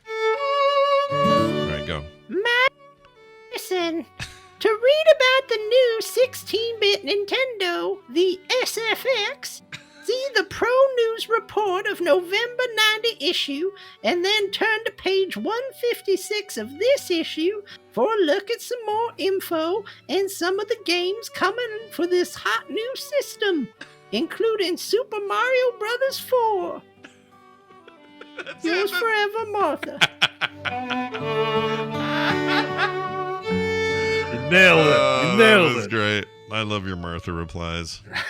That was really good. All right, well, there you go, folks. I'm going pee. There was one I really wanted to do Yeah. on this one. Bo's going pee, so I had to tell you. Yeah, but I go didn't ahead. know if it was in good taste because it's about the Soviet Union. Oh, well, all right. Okay. So I was really debating whether, because I asked my wife, I was like, I really want to read this one about the Soviet Union. Yeah. And she said, well, I can see why you think this isn't a good time for that. And I said, but when it is a good time for it, it's no longer going to be amusing. Yeah. It won't It's be only amusing. amusing now because it's the wrong time for it. So if you're a patron, look forward to some hot exclusive content where John reads 30-year-old article or submissions about the Soviet Union, the former Soviet Union. Do we want to read it while Bo's away? You know what? While he's away, let's do it. The You just Canadians call out it of the bonus? room. Yeah, the Okay. Canadians out of the room. We're doing it. My dearest Martha, this past summer I took a trip to the Soviet Union as a student ambassador. The Soviets were very impressed with everything they saw and heard of America. But there was one thing in particular that knocked them off their feet. It was my Atari Lynx portable gaming system. I bought one before I left, thinking it would be a good thing to do while I was on the plane. But it wasn't the half of it. Once it caught the eyes of the Soviet people, it was an instant success. There were crowds that swarmed around just to get a glimpse of such an incredible sight. They had never seen anything like it, and considered it to be something that would not be invented until far into the next century. They liked all of the games I brought, but their favorite was California games, because they liked the music. Many of them liked Blue Lightning, a jet fighter game, because they thought it was some kind of Air Force simulator. The overall opinion was that the Lynx is absolutely incredible. It operated superbly, and even after hundreds of different people played it, it still ran like new. The Soviets are very interested in America. They want to know all about our people, our government, and our basic lifestyle. I think that seeing the Lynx broadened their minds and gave them a totally different outlook on the future. And I guess that's what it's all about, even if they do think of Americans as Buck Rogers people. Yours in this life and the next, Brent W. All right, Brent W's letter is some basic ass propaganda, dude. Is what that is. Like, there's no way that guy, either if he was really like, this big with the Lynx, like they've never seen anything They like don't this know. before. Out of time. They think this is from a century into the future. Like, really, we should have done like a fancy British safari man with the way he talks about other cultures. Yeah, that guy just white knighted the hell out of the former Soviet The Union. Soviet people believe the Atari Lynx is the pinnacle of invention. I They mean, take one look at it and they think, well, how will I operate this with my crude sticks and stones? plus those guys already freaking made Tetris. Like, they know games. They knew games. They had devs back then. This is horseshit. He didn't discover some tribe that no one knew existed in Central America or something that were like never seen white man with stick before. Like they didn't. I hate that. I hate that guy's letter, and it's perfect that you read it. I'm glad you read it. What absolutely shocked me was that the Soviets knew how to perform using the controllers and the buttons. They didn't simply swing it at one another like a crude cudgel. Please tell me you were trying to find a way today to get cudgel into a conversation. No. Congratulations, no. you did That was the last second decision on what word he would have used. 100% the right word. All right, Bo. That was perfect timing because Bo's back from his pee.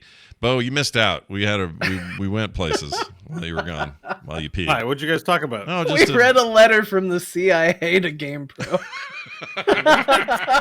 CIA wrote a letter to GamePro? We don't know, but it seemed very propaganda-y. And Like, I'm gonna is it about drugs? I'm gonna go chunk It's that like if out. someone offers you an edible, say no. I'm gonna chunk that out later and edit, and I'm gonna send you that piece because you're gonna love it. Oh, well, you're I don't want you to miss it. All right. Well, now that you've peed and I'm ready for this button, let's do this. Okay, so games we played this week. And you might say, Scott, weren't you gone all week? How did you play anything? Well, turns out when you got a 6-hour drive to Las Vegas, Nevada, you got time. Or in my case, I drove 4.5 or whatever it was hours to St. George, where we had a free hotel deal going. St. George, Utah is just outside of Vegas by about an hour and a half. And so we stayed there overnight.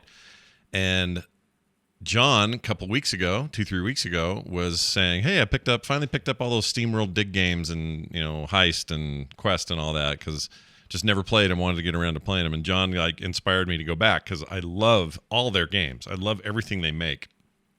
And I was like, oh, did I ever finish 2? I think I kind of got close. Maybe didn't quite finish it. I couldn't be the boss or something. I couldn't remember what I did. So I started a fresh playthrough of that game. As everyone knows, talked about it last week, on PC. So my Steam version of that game is where I started a fresh run. The existing save for my previous run was on my Switch, which I have both docked on my old Switch and I have in my hand as the cloud save. Or I got my cloud saves on the what's it called? The light, the Switch Lite. And so what I did is I played the PC version up until the part where I'm at on the other one, which I did perfectly timed before I left. I then took my Switch and played from that point to the finish. And finished. Oh, shit. You finished a game. I finished a game, started on one system, and then finished it on the other one where I had left off originally. And I'm here to tell you, I had forgotten just how much I love SteamWorld Dig 2.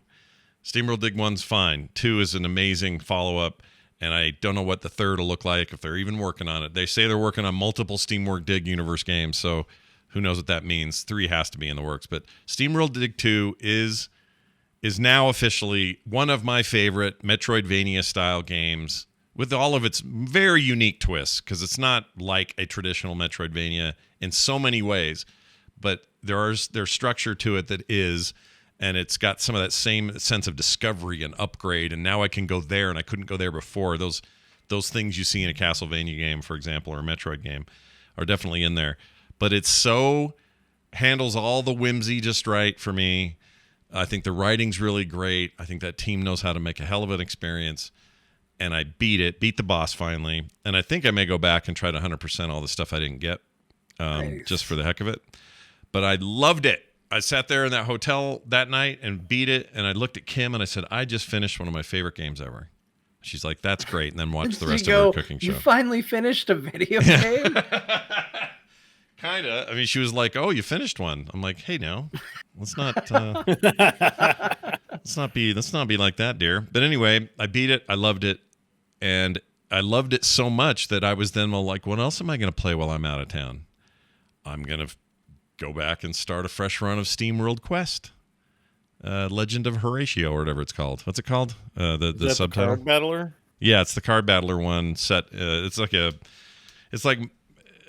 SteamWorld era robots, like the dad or grandpa talking to a grandkid robot about this story, this fable that's like a fantasy story. The Hand of Gilgamesh. Hand of Gilgamesh. Like Gilgamesh, but with mech, because they're all robots. But it's a very... I'm not going to compare it to Slay the Spire because I think it's not fair. It's not the same. It's got its own unique kind of way of handling some mechanics and some cool combo stuff. But yes, it's a card battler at the end of the day. And it's very good also. And I've been playing the hell out of that whenever I could during the week at night and stuff. So I'm playing that right now. These are the only 2 games I played all week because that's all I had time for. I think it's awesome that the SteamWorld games went on sale. I bought them all. I installed them all. Yeah. And it resulted in you beating SteamWorld Dig 2 and playing SteamWorld Quest. Yeah, that's weird. You bought games that I then played and that you've barely touched. And I think that's hilarious. I played a lot of 1. I played a very little bit of 2, and I haven't gotten to the others yet. Well, I can just say, I mean, again, maybe not for everybody kinds of games. I don't know, but I just don't know. This game is, for what they were aiming for, completely nail what they're aiming for. It's exactly what I wanted. It's really satisfying, and the progression just feels great. And you feel like you're exploring like a badass, even though I think the game is really good at like putting you where it needs you to be without you knowing that the game helped you get there. Yeah, you feel like you discovered it and you're like, wow, what a miracle that I keep discovering all this stuff. But when you really think about it, like it's more linear than you realize. You feel like you're in control of it. Yeah, which is a really great way to do that because I'm also not getting lost. So I'm feeling like I'm a massively cool explorer guy. But usually a game to do that needs to be a little bit less. It needs to be more open so that you're getting lost by accident. It just makes you feel like you've done the amazing stuff. And there's a bunch of ways to tweak difficulty. If you want this thing to be nails hard, you can do it. I just have it on normal, but I love that game. I would recommend it to just about anybody. It's always on sale, especially the Switch versions of those games. I'm going to play Heist after this because I do love Heist. Those three games are some of my favorite games, and I think anything they make, I'll be there for them. They're a Swedish developer. They love Old West themes, so there's a lot of that in these games. But these robots, it just makes a really compelling universe, and I guess so. They have multiple SteamWorld setting games coming up, one of which will be their first foray into 3D for the series. But this is also the dev that made The Gunk, which I also quite enjoyed, but had all those problems with the dialogue. So this is a thing about them. They make these amazing games where, like Animal Crossing, you're just talking to things and they're going, meep, meep, meep, meep, meep, meep. You know, they're just doing beeps and boops. When they have people talk, The Gunk was trouble when people talked. A cool game, and I'm probably going to beat that game eventually, but I don't like when people talk because it just wasn't great acting and it was just kind of weird. So they're having their little growing pains, but I'll play whatever they make next. I think those guys are awesome. All right, that's all I played. John, you cracked open the Return of the Obra Dinn, did we?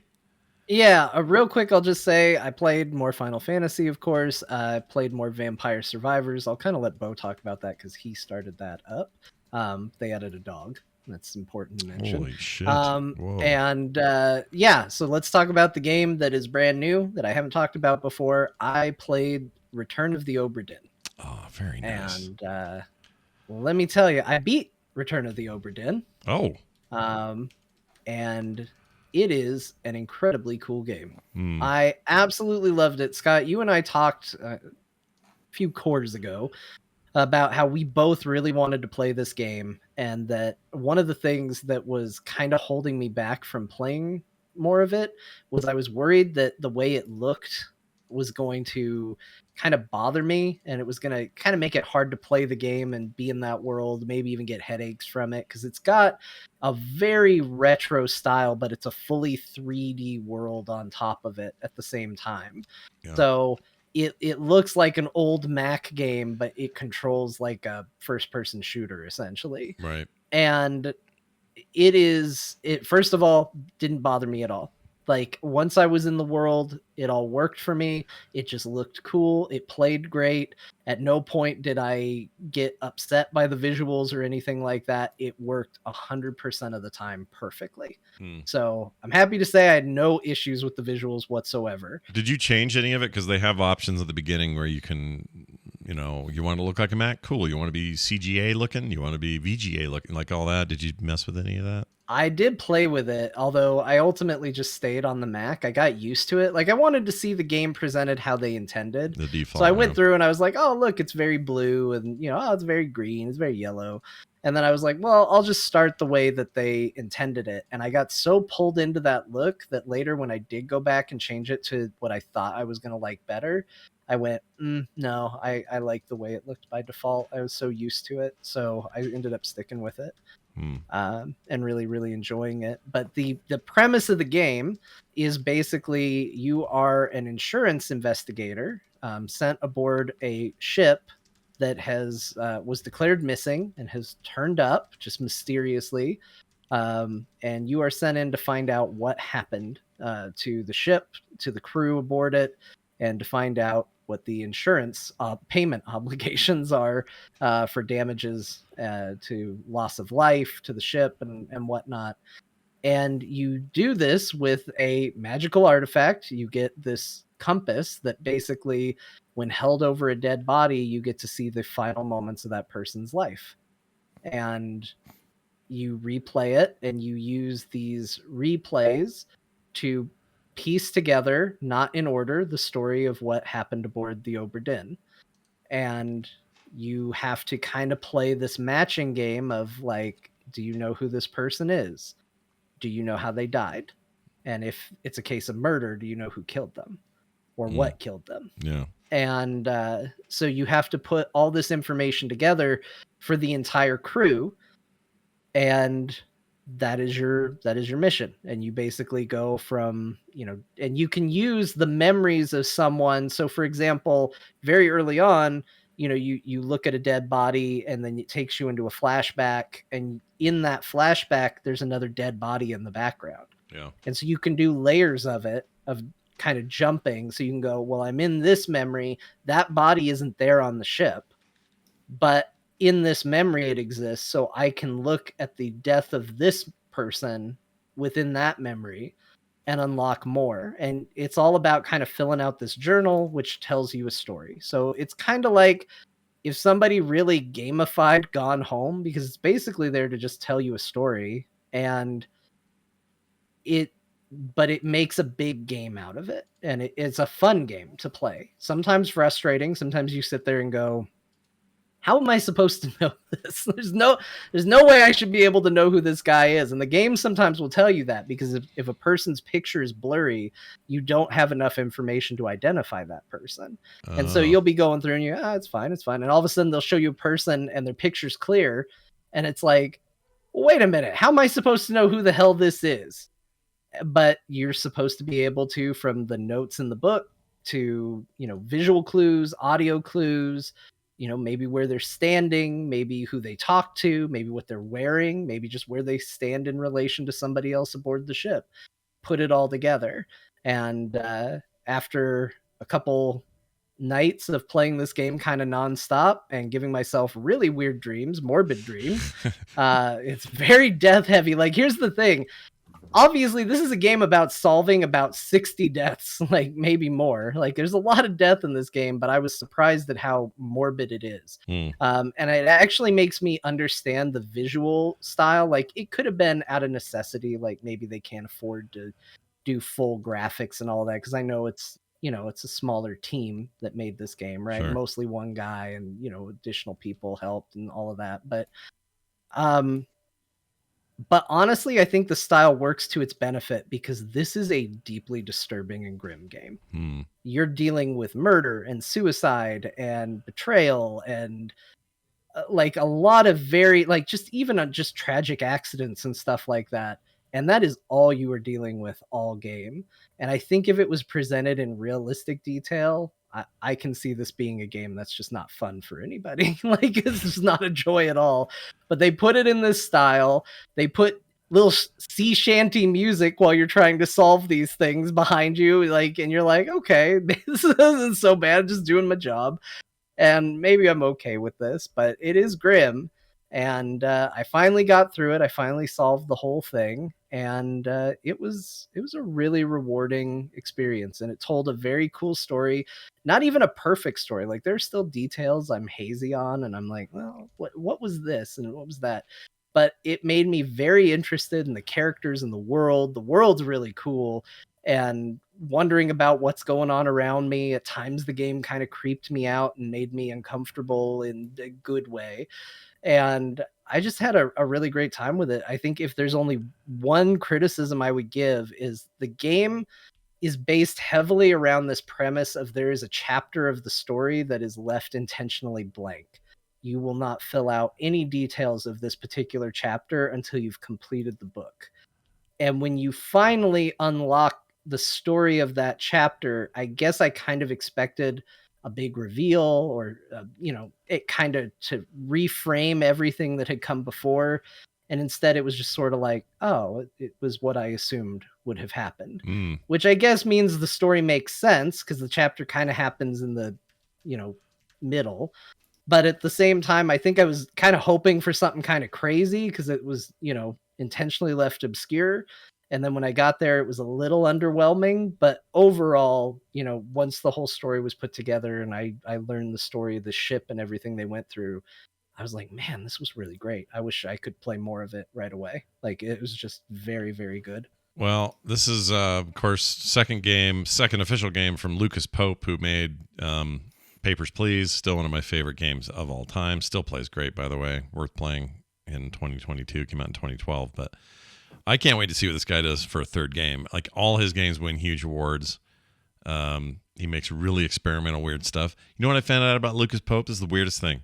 Not weird, but he got his start doing just UI elements for Naughty Dog back in 2007.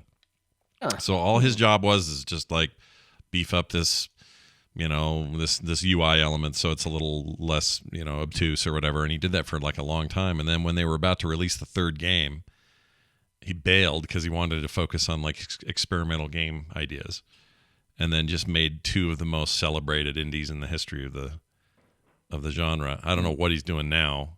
He's an American guy, lives in Japan with his wife and two kids, and nothing I can find says what his third game is or whatever he's working on now. But I would love to know what he's going to do next, because that guy's interesting to me. That's like rock star indie development stuff to me. Well, Scott, I would recommend this game to you. You will dig it. Well, I own it. Very, very good. I own it. I just haven't. I'm like you. I just had it forever.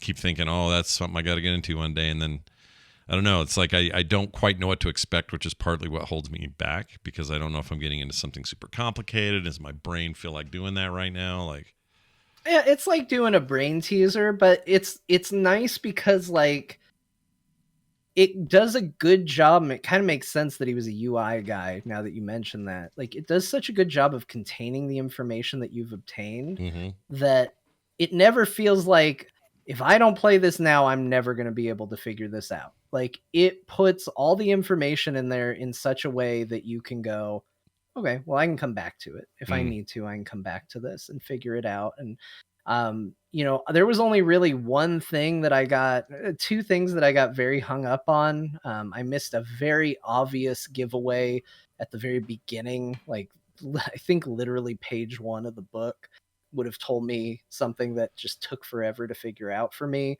And I wound up figuring it out because I got a bad ending. And in the bad ending, it revealed the information I needed to get the good ending, which was kind of nice of it. I was like, oh my gosh, what a stupid thing. I was like, well, how was I supposed to know that? Am I supposed to get the bad ending to get the good? Yeah. And no, it just turns out it's an obvious detail that I overlooked.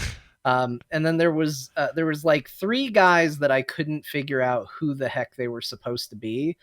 And I was kind of just like guessing names, because the game will only tell you if you have it right in clumps of 3, which basically avoids you just testing things nonstop and forcing it. Yeah. So you have to get 3 perfectly correct before the game goes, okay, you've locked it in. You've got the right answer for 3 people. Yeah. And I had 3 left, and I was like, I've tried all 3 names on all 3 people. What is going on? And it's just because my interpretation of how 2 of them died was different than what the game's interpretation was. Yeah. Like, I think I picked shot by a cannon instead of exploded.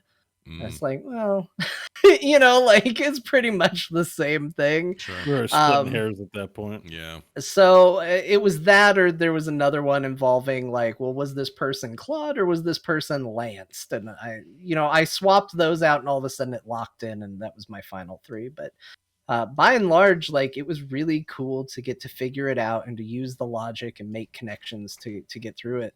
It actually is going to get me to spend more money, because right now all the Phoenix Wright Ace Attorney games are on sale. Yeah. And I think I'm gonna, between that and the Johnny Depp trial, I'm like, hey, I gotta get these games. I think I'm actually gonna get all the Phoenix Wright games and play those at That's some hilarious. Depp trial got you interested in Ace Attorney? Ace Attorney. Point. Yeah, I was like, I need to be able to yell objection as I was watching the trial. So hold on a second. Was I going to say? So this week I did my very first escape room. Yeah. And everything you've described, and I had a really good time. I was surprised how much I liked it. I didn't think I was going to like it. I had a really good time. We did like 6 of us in there, and it was really fun and well done and really creative. And what you've described sounds like that. So maybe now's the time for Obra Dinn, because I'm in the mood for figuring out, solving a problem, a crime, a room, kind of not quite Myst-like, but sort of, in a weird way. These are like it's almost like he made a first-person real-time adventure game, but not point and click, if that makes any sense. I don't know. Yeah. I think it would actually lean into that a lot. I mean, it's less about, like, I found this random tchotchke that now solves the rest of the puzzle. But there is elements of that. It's typically more through dialogue and through exploring the scene. So, for example, when you go back into the memory of how someone died, you get a little area of the ship that you can explore, like almost like a little bubble. And so you might be watching, one guy get, shot. Yeah. But if you go and explore a different part of the ship in that memory, you might discover that in the other room, someone was getting stabbed. Oh. And you go, well, wait a minute. This guy stabbed this guy, and then you go 2 memories later in the timeline, and that was the dead body you were looking at for that one. And you go, oh, wait a minute. I didn't know who stabbed him, but it's back in this other memory. I can see it because this happened at the same time as that other thing. Yep. So now I can say, this guy was stabbed by this guy, and this is who he is. And you lock it in, and you're like, there, I solved one. And that snowballs and leads you to solving the others. Like, it's really fun, and it makes you feel smart, even though you're just, you're kind of being led to a degree. Sure. It doesn't exactly have a tutorial, except that it just gives you a very simple scenario where it's like, you're only dealing with like 4 people. Mm-hmm. And so it's not that complicated. It's very obvious who killed who and how, but you might not know who those people are, but throughout the course of the memories, you will figure out who they are. Where it matters. And so, it does a good job of kind of easing you in and then blowing up to where it's like, oh boy, I got to figure all this out. And it even tells you, it's like the solution isn't always going to be easy. Like, there were times where I just was like, I looked at how people were dressed and went, this was probably their job on the ship based on how they're dressed. Oh, it was right. Yeah. So, like, it can be things like that. So it's like Occam's razor type. I like that, because not everything needs to be a big fat mystery. Sometimes it's just like, no, that is probably what it looks like, There was one guy I got right because I was like, he looks like, and I picked whatever the name was that looked like it fit him, because I was like, it's probably one of these guys, because some of them are very specific, like the captain. You know exactly who the captain is. That's all. One title for one guy. Mm-hmm. But then there's like 7 people that are listed as just seamen. And you're like, all right. Seaman. That it could be any sort of seaman you want. Yep. So, this guy looks like this kind of seaman. So I'm gonna assign that name, and there it is. Yeah. So isn't there a brand like Just Pickles? Just Pickles? Just Seaman? I don't know. Seaman? Yeah. Just Seaman. Yeah, I buy a bottle of Just Seaman once a week and see how it goes. All right. Well, you've convinced me. It sounds fantastic. More Vampire Survivors. Did you destroy the game? Has it been? You're now the top player of all time. Like, what's going on? There. Well, they added more achievements. I got the rest of those. And I am curious to hear what Bo thinks of the achievements, because honestly, the achievements don't really matter, but all of the achievements are tied to unlocks. So I guess what I'm really saying is I unlocked everything again. Yeah, they did another patch like right after I talked about it, added more content to the game. And yeah, I'll let Bo talk more about it because it's his first impression. That's your first taste. Played a lot more of it. My first impression. Bo also played a game I cannot wait to hear about, and that was Dune Spice Wars. So tell me, am I going... I thought about this game a lot this week because I saw the release, and I saw some stuff happening. I saw some good reviews, and the 4X fans, friends of mine that are 4X fans were like excited more than they were if this was a straight RTS, even though there's a lot of real-time elements to it. So please lay it on us. How is Dune Spice Wars? Dune Spice Wars. So it is a 4X-ish game with currently 4 houses. There's no campaign. It's like Civ. You boot up your map parameters and go. Yeah. Except the map parameters are very straightforward. There's always 4 houses, and it's just a question of how large the desert is, and then how frequently the sandworms and sandstorms come. I got about 4 hours in, and I played on the largest map, so I'm right now maybe at a halfway point. I've got like 10k hegemony, or not 10k, like 5k hegemony, the empires, and it feels like maybe victory conditions start emerging at around 10 to 20k. I'm not too clear. I didn't finish, so I don't have the full scope of the game. Okay. But from what I did experience is there's this asymmetrical design. So as I played as House Atreides, or as I called it, the noob house, because everyone knows they're the perennial good guys. So I figured it was the easiest experience. Sure. You're the Terran. Yeah. Yeah, so I got to pay taxes, where I'm sure the Fremen and smugglers maybe aren't paying taxes to the thing. And early on, it tells you there's different victory conditions. One is domination, kill all the other empires. One is, I think it's a political victory. I think the other 2 are political victories. I can't remember what they're called. One is winning through hegemony, and one is just getting voted most awesome. So you get to be actual Paul Atreides or actual what's his no. So okay. I think you're not Paul Atreides. Like, you pick the house, and then your avatar, civilization style, is the characters. I mean, you're showing the video now who they are. I think it's Paul's dad. Okay. I think it's big guy. Oh, right. Jane Foster's dad. And then I can't think of his name all of a sudden, but like Harkonnen, is it Baron Harkonnen? Or someone related? Oh, it is. There it is. Yeah. It's the actual book characters, like from the name. So it's Baron Vladimir. It says. I never remember anyone's name in this, except for Paul, and Duncan, Idaho is obviously easy to remember. It's really hard for me to not say Harkonnen, but the movie told us it's Harkonnen, and it's been driving me apeshit because I read those books when I was a kid, and I've never said anything but Harkonnen. So I think in like Dune 2 there might have been maybe I was saying it. I can't remember if there's any voice lines. I've heard it's called Harkonnen before too. Yeah, I don't know about that. Denis Villeneuve had his own idea, but whatever. So would you say like Stellaris? Anyways, so far you're describing Stellaris to me. Is that fair? It's civilization. Like, it's civilization, but I would say it's a little more board gamey. But it's basically civilization. So you can only build on safe, rocky surfaces.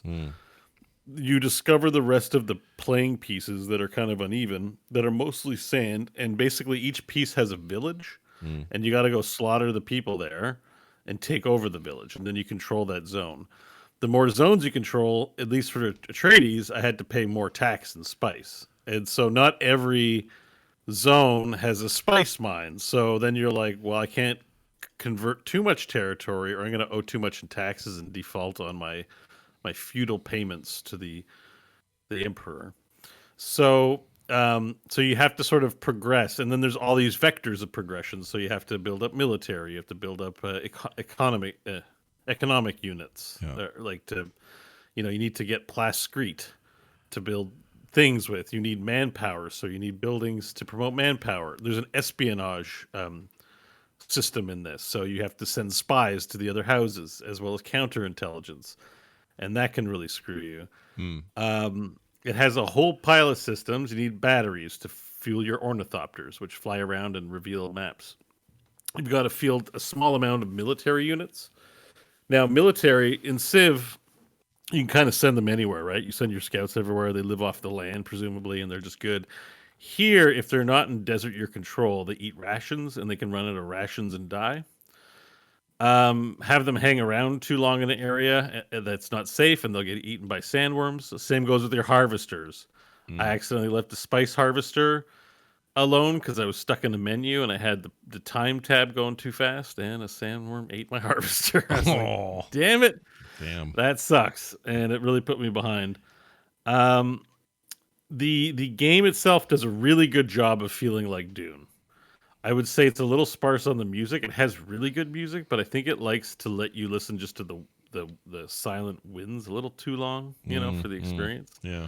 I find myself craving their pretty decent soundtrack to play a little more often. It feels like a full-on strategy game. If you've played Civ, if you've played Stellaris, if you've played any 4X game, it'll feel that way. It feels a bit simple and feels a little more board gamey. By virtue is like I could see myself sitting down with 4 people and playing this board game of Dune. Now there's no multiplayer, and I didn't look up the roadmap. Maybe there's plans for that. Yeah, But it is it's early still, access right now. Yeah. Yeah, so I'm not clear, but it doesn't feel like that's going to end up being the game. If I had to guess, this will be the game, and they'll probably add DLC houses in the future or something like that. Well, it's definitely so. The developer is the guys Shiro Games. Wartales. Oh, Wartales and Northgard. It's Shiro Games. Well, yeah, Northgard. Yeah, they made that Northgard Yeah. game, which is really cool. It's like a very interesting take on kind of RTS Civish And sort they of made things. Wartales. Yeah, as well. Wartales, which you and So I are I'm- super stoked about that game. That game's So great. they have a really good CV. Is there's some other games they made. I don't know anything about them, but those 3 games in particular are well regarded, and they've done a good job here. It's just hard to tell if it feels a little too spreadsheety. Like I didn't end up fielding a lot of units in a Yeah. certain sense. Like I had 5 units of military. I had 2 harvesters. I will say, like the sandstorm and the desert graphics look pretty cool, but the sandworm's pretty underwhelming looking. It's a worm. A mouth opens up, it's gone. I was like, okay. Like, in some ways, it's a little underwhelming. But the client functions really good. All the units function properly, and everything looks good for what's there. It's just I haven't played it through to completion, but it's a little. I don't know. The tech tree upgrades are a little unexciting. There's kind of a little bit of a lack of excitement. The And I world's don't kind mean of it has to have flashy graphics. sure. It's just, when you play Civ, you get to the different ages and you get cool new shit. And right. it doesn't really feel like, I don't know. It feels like a lot of cards and menus. And like when your home planet opens up, when you get enough hegemony, then you can install JPEGs into the JPEG holder, and then you get new mechanics. There's a little bit of that, right? Yeah. And not that it needs to be much more, but there's a little bit more ceremony around that stuff than beyond just a JPEG picker. Yeah. But it feels like Doom. It's a competent game. If you're into strategy games, you will like this. But I'm not sure it's blown. It's not. I guess what I would say is it's not blown my socks off. It's well done, but not blown my socks off in terms of like, oh my god, this is crazy. I do like the character art is very cool. It's an interesting style. Yeah. Character art's good. Again, there just isn't a lot of it. So sometimes in early access, you're like, well, there'll be a lot more. And sometimes early access is kind of you get a good sense of what's going to be at the end. So I don't know. I don't know about that. All right. But it works. It's good. Yeah. It's a fun time. I look forward to giving it another try at some point. But I don't know. It's just I don't find myself looking forward to something like, oh shit, I can't wait till this stage of the game when we're gonna get bazookas or we're gonna get a whole new layer of water drilling or something, right? Like in Stellaris, there's like you can build a Dyson sphere at some point. I'm like, oh, we're gonna get some Dyson spheres, and I'm gonna have a big fleet, and there's an existential threat. I think this is really just gonna end up resolving, with victory points at some point in this game over. And I'm like, okay, well, You're gonna win. House Harkonnen will go on to victory whoever you are. I know you're Atreides. Atreides will win. Harkonnen can go back to Fat Guy Planet or whatever they do, and then you win. That's it. You win. I would say everything looks great. It's got the backbone of it seems strong. It's just lacking some sizzle for me. Yeah. And not that you need a lot for a game like this. And menus, I love everything about the menus. No real. The only criticism I have is if I have the espionage menu up, I am assuming the game is paused. And you do see in the top right, there's a pause play thing, but it's easy to miss. I need there to be a bit of overlay letting me know game paused. Yeah. Because that's how my harvester got eaten. I thought I was paused. I wasn't. And I'm in a menu that takes up the whole screen. Yeah. There's nothing I can't see, and I couldn't hear, and because I was not nearby where it had happened, I just noticed I wasn't making as much spice, and then I was like, "Where's my harvester?" It got eaten by a worm. Yeah. Yeah. That's So, what worms I do, would like man. that fixed. Those are expensive, those harvesters. They are. Yeah. They are. Take And a it while. does this weird thing where it's like so when a sandstorm or a sandworm comes by, it says you got to pick up. You can send a ship to pick it up, Right. Like the movie. and you can Yeah. and it stops harvesting during that. All great. Now it has an auto thing where it's like, would you like to set this to auto? But if you do, it'll harvest less spice. And I'm like, but why? Like, why does? Yeah. Like I don't know. Like I get that they're trying to put something in there to make me to give me a benefit for manually doing it. But once you've picked up your harvester about 500 times, you're like, I get it. Can you just pick it up and not penalize me? Like I'm just like, can it be like they should have put that behind a research upgrade, for example. Like, yeah, in the beginning you got to pick up your harvester manually, but then you can automate it. I don't know why I'm getting punished, and it's a serious punishment. Like you'll be not earning spice; it'll be sitting there at home, and you're like, "Can you deploy it?" Now you can manually go deploy it, but then like, what's the point of the feature in the first place? Right. So there's some stuff in there. Those are the two major grievances I have. I think otherwise the game's it's fun. Do I recommend it?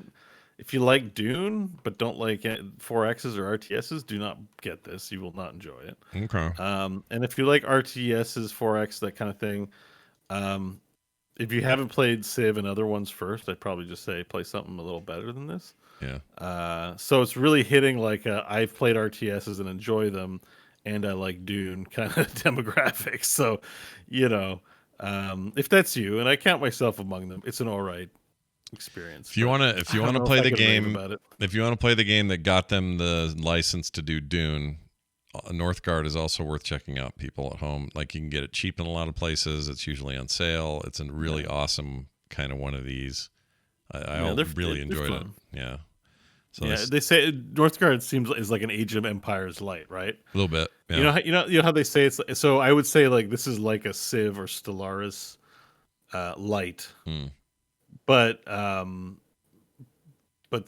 still very good, I guess. Like when I say it's light, it's a light version of those games, I think is the best way to put it, actually. Well, I'm still curious about it. Since it's an early access, that means, things can evolve and change, and seems pretty polished so far, but maybe more stuff coming. So I guess we'll wait and see. I enjoyed it. Hey, Bo. If you're just joining the show, if you're here live, I guess if you're listening to the podcast, maybe you skip past it. But Bo talked a bunch about his experience with the Overwatch 2 beta. So go back in the show and listen to that, because now we're talking about Vampire Survivors. John's been gushing about it. I really like it also.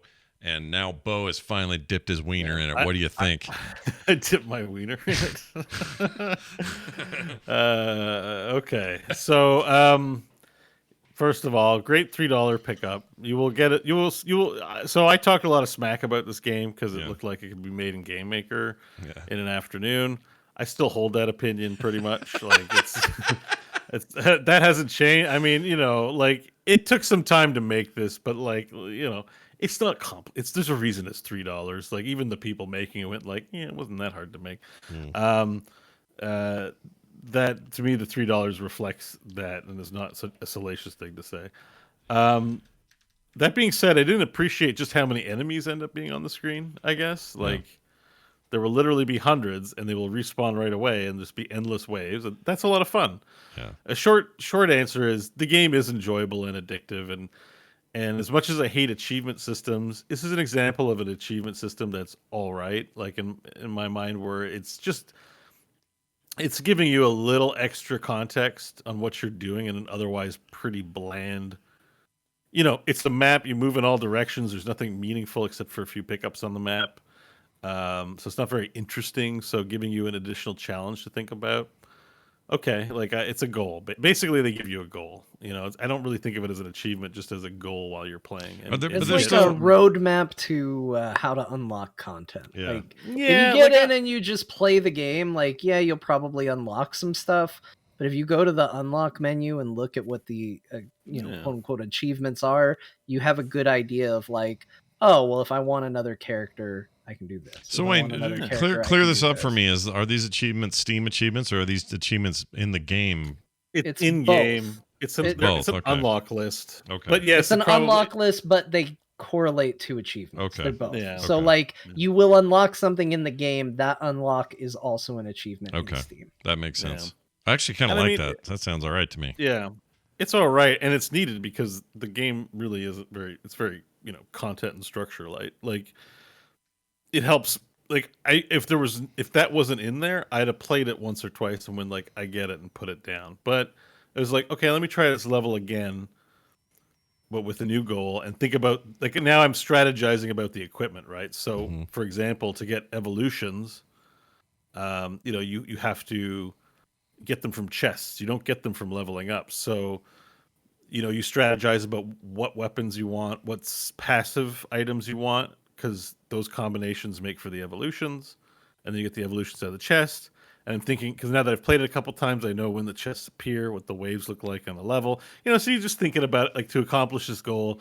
I'm taking the mechanics. I'm trying to succeed at solving the puzzle that the game presents. So, in that context, I really just sort of look at it as like a to-do list with a reward attached. And I think that's fine. Almost like quests, sort of.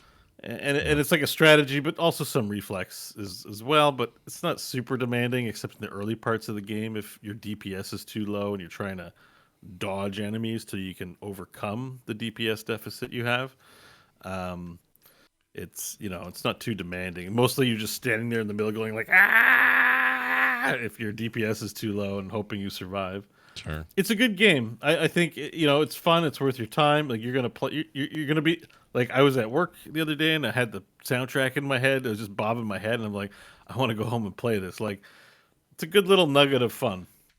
That being said, I played it for I'm sure I'm at 20 or 30 hours, maybe a little more. But now that its magic has washed away from me and I didn't get all the achievements, 27.7 hours. Yeah. I'm a little bit like, I'm okay. And that's fine. It's a $3 game. I think it's meant to be played when you got some time to play it and not like devote religious amount of time to it. Although if you want to, that's fine. But it really is a very simple thing. Yeah. So, but sometimes it's good. That's good, right? That's what wins sometimes is simplicity. Yeah, it's a simple thing. It's fun. But if this was $40, people would be complaining, is my take. No, I mean, yeah, if you're charging $40 for this, there'd definitely be. I would, I'd have something to say about it. Yeah, that'd be too much. It's a cup of coffee. I mean, you pay more for a mocha at Starbucks than you would for this thing. I do think they could have gone $9.99 though. I think that would have been okay. I think people would pay. I think they could have got away with it. Considering the repackaged Atari games and stuff they sell in various places for like $20 and like old Sonic versions, they probably should have charged $10 for this. Yeah, it's worth spending your time. It's fun. It's great. It's great that they accomplished this. Like, I think we often look at the visuals of a video game and attribute value based on visuals when we don't really think about the invisible intangibles, which are the mechanics. Yeah. And I think they did. It's fun when you get 6 fully upgraded weapons and your screen is just like I can't even hear the music anymore. There's so much sound effects going that the music I pause and have to turn the music up because it's just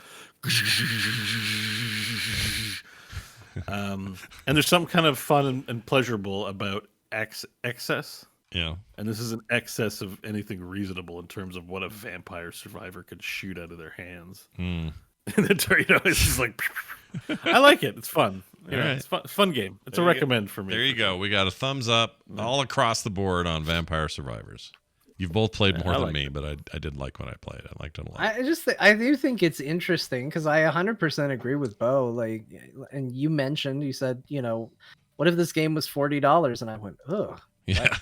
Why? Like, I immediately was upset by it, but like, I looked down my library, right? And I've got 51.5 hours in Vampire Survivor. Now, a lot of that's idle. I've left it up a lot, but I mean, I don't think it would be crazy to say I probably have around 40 plus hours in this game actively playing. And that's a hell of a lot more than what I've put into some $60 games. Yeah. Like, yeah. I've gotten more playtime out of this. And it's interesting. I don't know. I'm not trying to make a point on this. Like, this is genuinely me reflecting. Why do I go, this game can't be $40? Like, is this me putting too much emphasis on graphics and look of a game when I've gotten more gameplay time out of this than other games that I wouldn't bat an eye at spending $60 on? It's just Imagine very if strange. Torghast was this fun, you know? Yeah, Yeah. exactly. I Imagine spent that. way more than $60 on that because I paid a monthly fee for it too. Yeah. Like you see at the end of the day that video games are a very visual medium when it comes to marketing it and perceiving value, and there couldn't be anything less important to a Yeah. video game. Yeah. Yeah. Like, it's so important to the sale of a video game, but it's actually so meaningless to any game, video or board game, even, or any game. Politics is a very popular game that people like to Sure. LARP around in. Sure. But it's like I think I've come up with this theory or quote where politics is LARPing with stakes. But so anyways, the game aspect of the thing that the statement that the people are trying to make this statement with Elden Ring, I think it's a little overstated. But and the thing that you keep coming back to, whether or not you agree, if you're just listening to people and what they're saying about a game like Elden Ring, and then what the sales of a game like Vampire Survivors is that the magic is in the mechanics, Yeah. Yeah. not in the graphics. No. The graphics are just what help you sell it for the Yeah. price point you want it at, if that makes any sense. And I think there are a lot of visual artists that might not like hearing that because their discipline is. I think maybe that kind of comment might seem like they're trivializing or devaluing their particular discipline in the gaming space. Mm-hmm.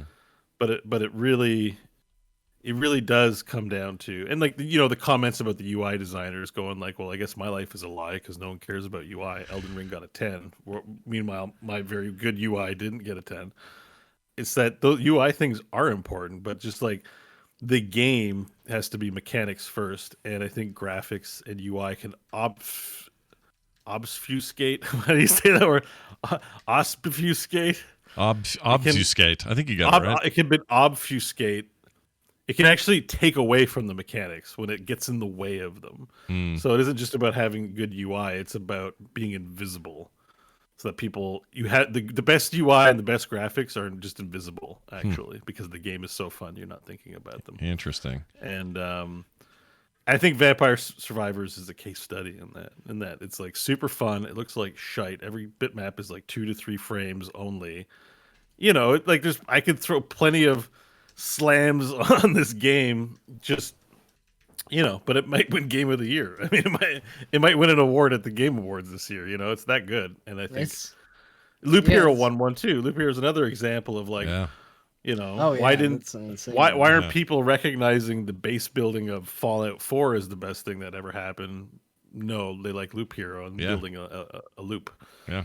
So. I decided to make myself sad, and I went and I looked at what my playtime for Cyberpunk 2077 was. Yeah, how'd you do? Let's compare $3 game that I got 50 some hours in to $70 game that was sold very highly on its look and appearance. 37.8 hours in that. So not close.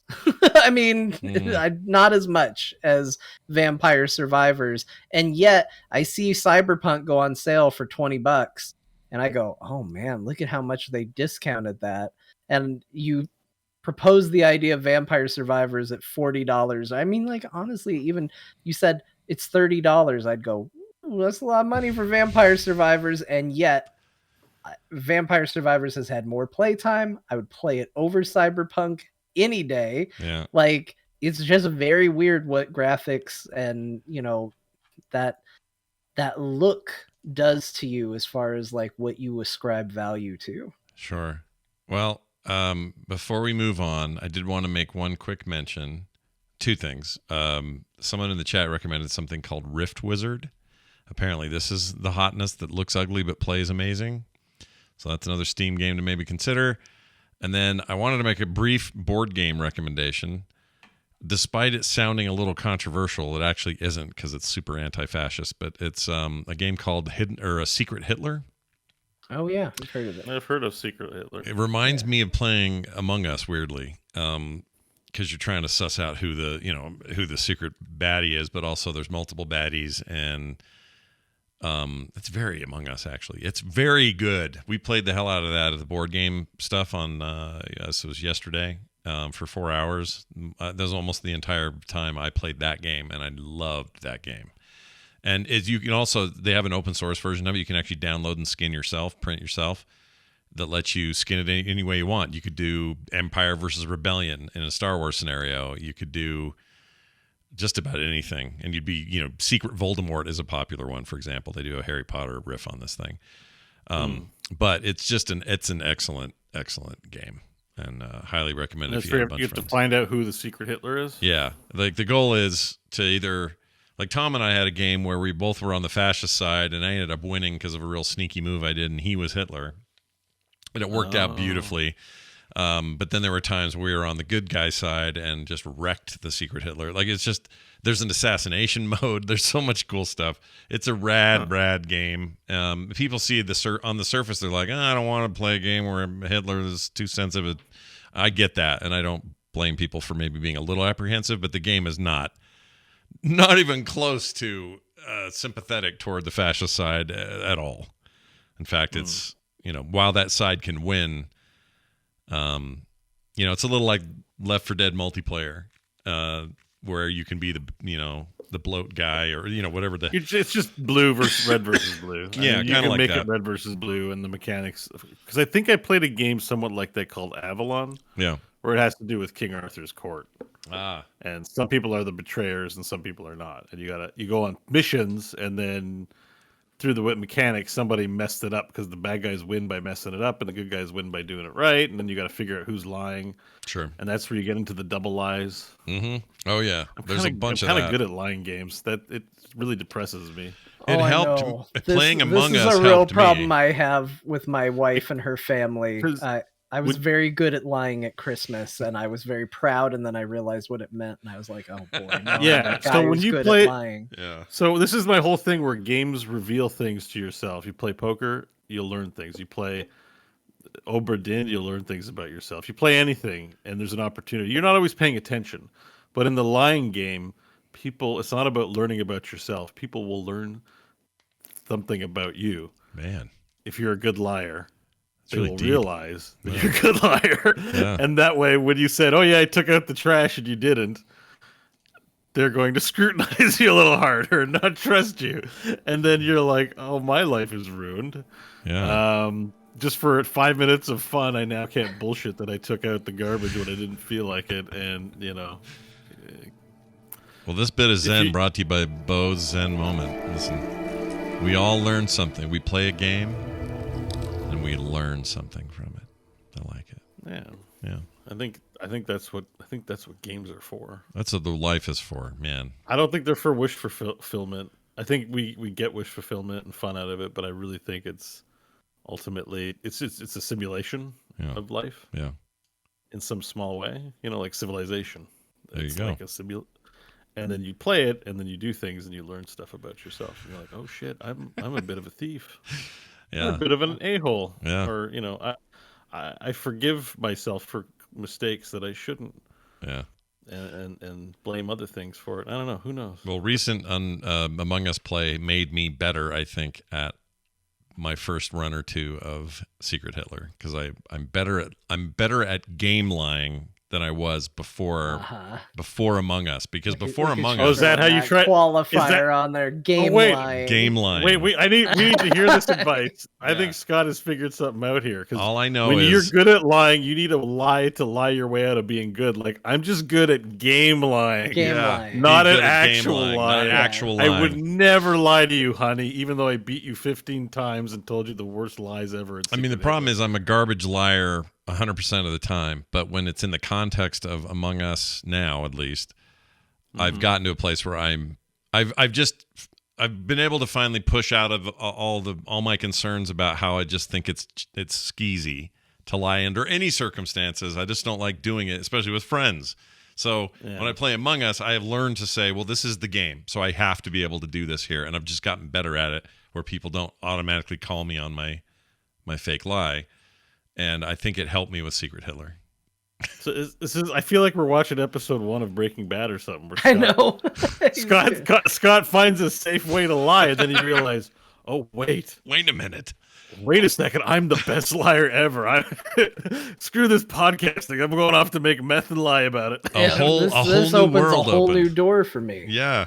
My wife, just the other day, we were at Barnes and Noble, and she grabbed a game, and she's like, "Oh, this is one of those games where you have to try and convince other people of the truth." And like, she read the description, and the description literally said something like, through exaggeration and lying.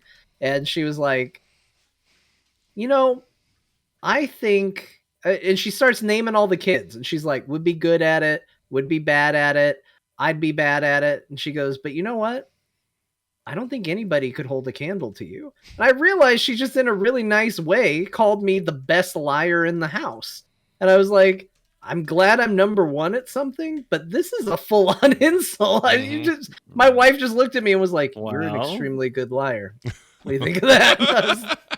I don't know. I don't know what We're all learning things about each other. Yeah. Playing the game. One game at a time. All right. That's what we played this week. Hey, guess what? It's mashup day. That's right. Jamie, while we were out of town, or while I was out of town in Vegas, was working hard on a brand new mashup based on stuff we've said real dumb on the show.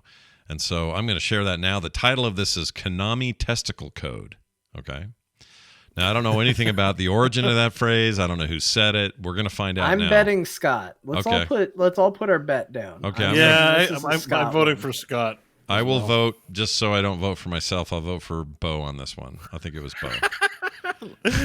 I don't know why. I'm never going to get a vote for a name of anything. I don't No, not like you're that. too. Well, I don't know. Scott's kind of swaying me here. He's game lying right now. Yeah, I'm game lying. Maybe it was me. Maybe it was. I don't know. Well, let's find out. Here we go. I'm the best rapper alive. Why don't you give me I-5? We're going to go have tea and crumpet, and then I'm going to go play the trumpet with your butt. I'm a dude with my testicles.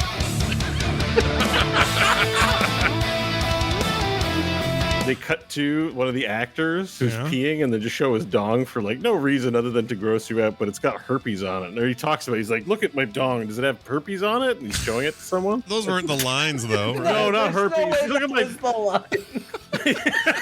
Look at my dong. Look at my dong. Are these sores on my dong? So, like, I thought maybe there's something like that. I don't think I'm gonna want to stream there. Everyone's just gonna want me to take my boobs out, and it's not gonna be fun chat interaction. I'm sure. But, yeah. I'm gonna just revolutionize the opposite. I'm gonna start the stream totally naked, and people can donate for me to put the clothes back on. That's a great idea.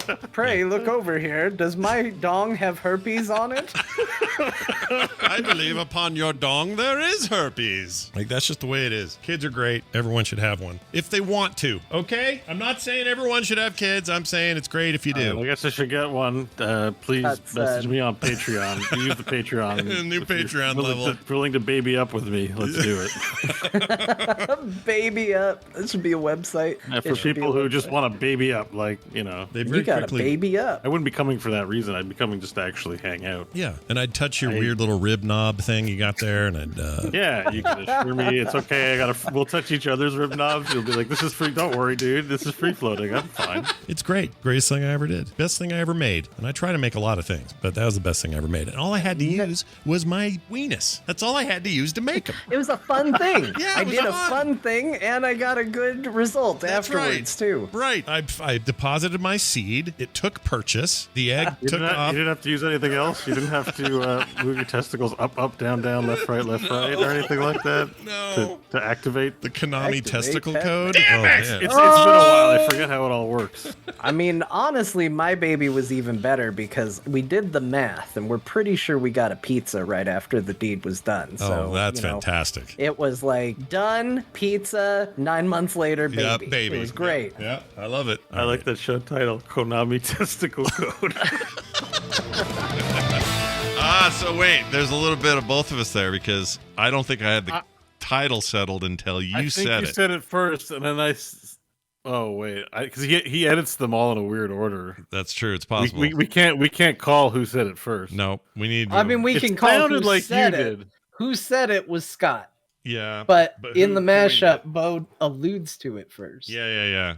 So that means that Look, we split I say them. at least all of us won. It was definitely not me. And that's We're what we gonna said. we're gonna split the winnings. Our winnings, we'll split them, Bo. You and I right down the middle, which is just a big dong on a All right, statue. well, that's one dog for or one testicle for each of us. That's One dong for each of us.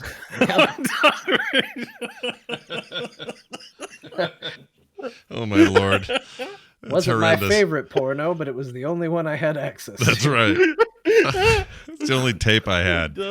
Well done, Jamie. You killed it once again. Now this. That's a good question. Quick email, talktothecore@gmail.com is the email address. This one's from Henry, or Grecken TV when he's around. He says, hi, you were just talking about the recent news of PlayStation's Game Pass competitor subscription service. There are 2 points I'd like to make that you didn't mention, or at least not clearly enough. Firstly, you briefly mentioned PlayStation Plus Essential having a yearly price and then moved on only to talk about the monthly prices for Game Pass competing tier, while completely forgetting to mention they have they too have a yearly plan, which is a lot cheaper than Game Pass month to month, which does not have the cheaper yearly option. In other words, it's cheaper to do the yearly option with PlayStation, and they don't have an equivalent for that tier with Microsoft, is his point. So secondly, my only option on classic games being the highest tier is that it's the best way. Do you think most gamers care that much about old games? Having newer games at a lower price is what probably is going to be the more ideal for most gamers. If it was the other way around, those players would be complaining that they have to pay for something they don't want or need. Thanks for reading this. Well, Henry, my point wasn't that that they belonged on a lower tier and the new games belonged on a higher tier. What I mean is all of it belongs on the one tier is what I'm trying to say. Like, if you're going to have a tier where all your AAA games are coming out month to month and you're playing those, don't separate your classic old stuff from it. Have it all there. That shouldn't be a separate thing. It's a weird thing to separate and then charge extra for. Should all just be one damn tier. Yeah. I get that some people like the extra stuff, and I don't know which sells better, but I do appreciate the Game Pass. It's pretty much like you buy it once. Yeah. Like, yes, you get PC unless you get Xbox, but if you just got an Xbox, you just sign up for Game Pass. Yeah. And then the extra is just to get it on PC, to get Ultimate. So I feel like the PlayStation stuff's just weird. Like, Sure. it's just not that simple when it's like you get this, but then you get that, then you get this, then you get We're that. getting a little close to Sonic the Hedgehog. Yeah, a Sonic little of bit. The Hedgehog is what I almost said. It is. And, Sonic that's of a the game I wanna Hedgehog. play. 'Tis I, Sonic of the Hedgehog. Sonic of Hedgehog, how are you, sir? I am Tails of Sonic 2. Welcome to my dumb thing. But no, like, for real, like, it does trend that direction. I don't like that direction. I wish these tiers, not that choice paralysis is a problem with 3 choices, but I think this is just artificially choicey. You don't need it. Like, I understand. Look at the Game Pass split between, hey, do you want Game Pass, but you don't have an Xbox, but you have a PC? Do you want just Game Pass PC? Well, that's cheaper, so get that. Oh, you just have an Xbox and no PC? Great, just pay the $10 and get that. You don't need Ultimate. Oh, you have both? You'd like to cross-play and cross-save? Pay us $15 and now it's all yours. That's simple. Really straightforward, The strategy behind Game Pass and Xbox, what they've done is they just want everyone to get it. Yeah. So if you just make it easy and simple, I think you will get more people in the environment. So who Agreed. cares if they're paying $10 or $15? You just want them in. Yeah. And the sheer number of people you have will outweigh any price differentials you're going to have, which is the Xbox strategy, right? Like they have 20 million people, you know. If they made it harder, they might not have 20 million. They might have 15 million or 10 million or 8 million. And my thinking is, and I'm not an expert in this, but just hearing that there are different tiers for different people, it's just extra barrier. I know it sounds simple and silly. You're like, why can't someone just take a bit of extra time to think of it? And it's like, I think most of the time we sub, we're just like, oh shit, I want to watch that thing on HBO. Let me sub. I wasn't going to sub, but now I really want to see Curb. Let me just sub, you know? So, and if I get to a screen that's like, here are 6 options, I might think twice about it and go, maybe I don't need this. But if I can click that button within seconds and put that sub in on Apple, boom, it's done. Yep, you're good to go. No questions asked, no problems. That's what you want. I think that's what you want for something like Game Pass. Yeah. I just think PlayStation doesn't need to be like, well, for these games that cost more to get the licensing from the company, we got to charge an extra $3. So you have to make sure to make an appropriate decision before you press the purchase button. Yeah. It's like, it should be just, no, purchase, bastard. Let's go. Here's your button. Give us the money. Done. I like that one And of I Bo's D&D NPCs just read that. Hello, Awesome. sir. Would you like to purchase a Game Pass from the medieval times Castle Pass? You get access to the prison and the King's Court, and for an extra $3 a month, you can see behind the scenes where we cook the food for the king. Yeah. What's his name? Give me his name. What's this guy's name? I am Gary. Yep. I'm Gary of Hedgehog. I'm Gary of Hedgehog. I am Okay. Gary of Hedgehog, once All of right. Hedgehog, and now I serve His Royal Highness Lord Scott Edible. Yeah. Yeah. And his Queen John of Jagger. John Jagger. Okay. Yeah. All right. This is great. By I'm the a way, little tired, guys. Tally in the chat said that voice turning her on. Don't stop. Oh yeah. So Yep. really enjoyed that. Oh, is that like is that a kinky? Yeah. yours? Turn them on. You You're like an a voice ASMR. that talks like this? Yeah. I have a feeling they're being. Costco. I have a feeling they're being completely sarcastic, but I could be wrong. Oh. Maybe they really like it. Maybe you're the ASMR we've all been looking for, and we just didn't. Can I give you a massage, sir? Oh, my Lord. Or- The answer is no. No, I do not. Let's stop this now. Before Yeah, I we'll go places we'll that end it now. All right, that's your email for the week. Thank you, Henry, for sending that in. talktothecore@gmail.com is the email address you are encouraged to use as often as you'd like, because we'd love to hear from you and talk about whatever you want to say. I do want to thank our patrons for being here, for making the show what it is. We can't do it as well as we do it without your support. So, if you like the show and you're still on the fence as to whether you should throw us... By the way, our tiers are really simple, too, and somewhat inaccurate. I got to go fix them. But the point is...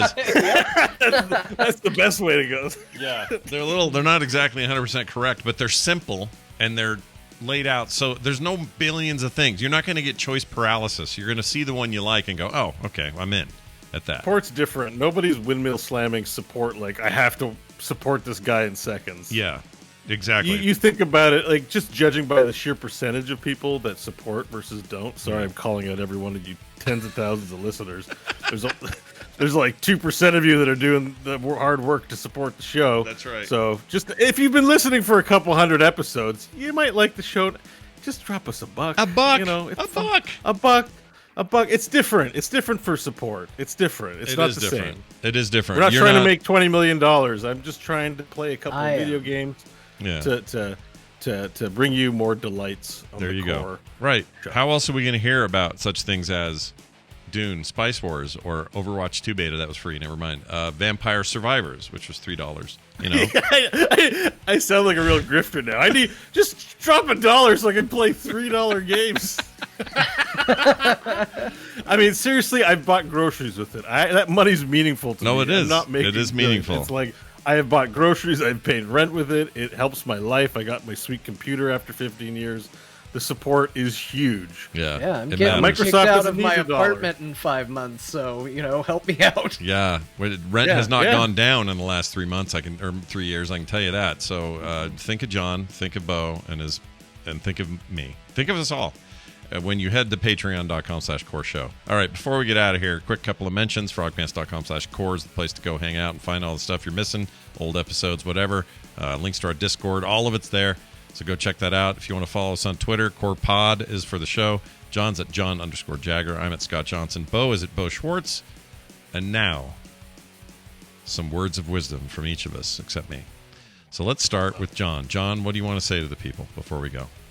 Hey, everybody. We had a real great time here tonight. Yeah, we did. I thank you for being here with us. You know, while we were reflecting on letters of yore, it's important to always remember to, consider the source. When you're reading a letter, think, is this letter propaganda? Possibly perpetrated by the CIA government to spread misinformation. That's just one of many considerations that you should take into account whenever you, read your video game magazine. That's good. No, this is actual words of wisdom. I'm impressed.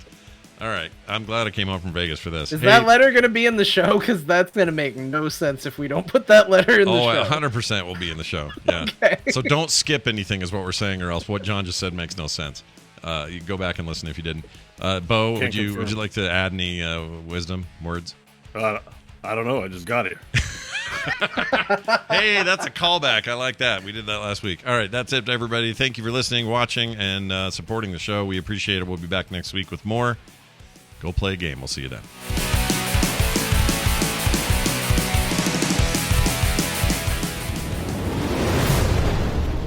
This show is part of the Frog Pants Network.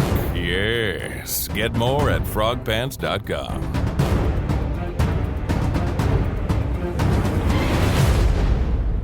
Hello, China. I thought that was appropriate for Hello, the... China. So shout out to Devastation,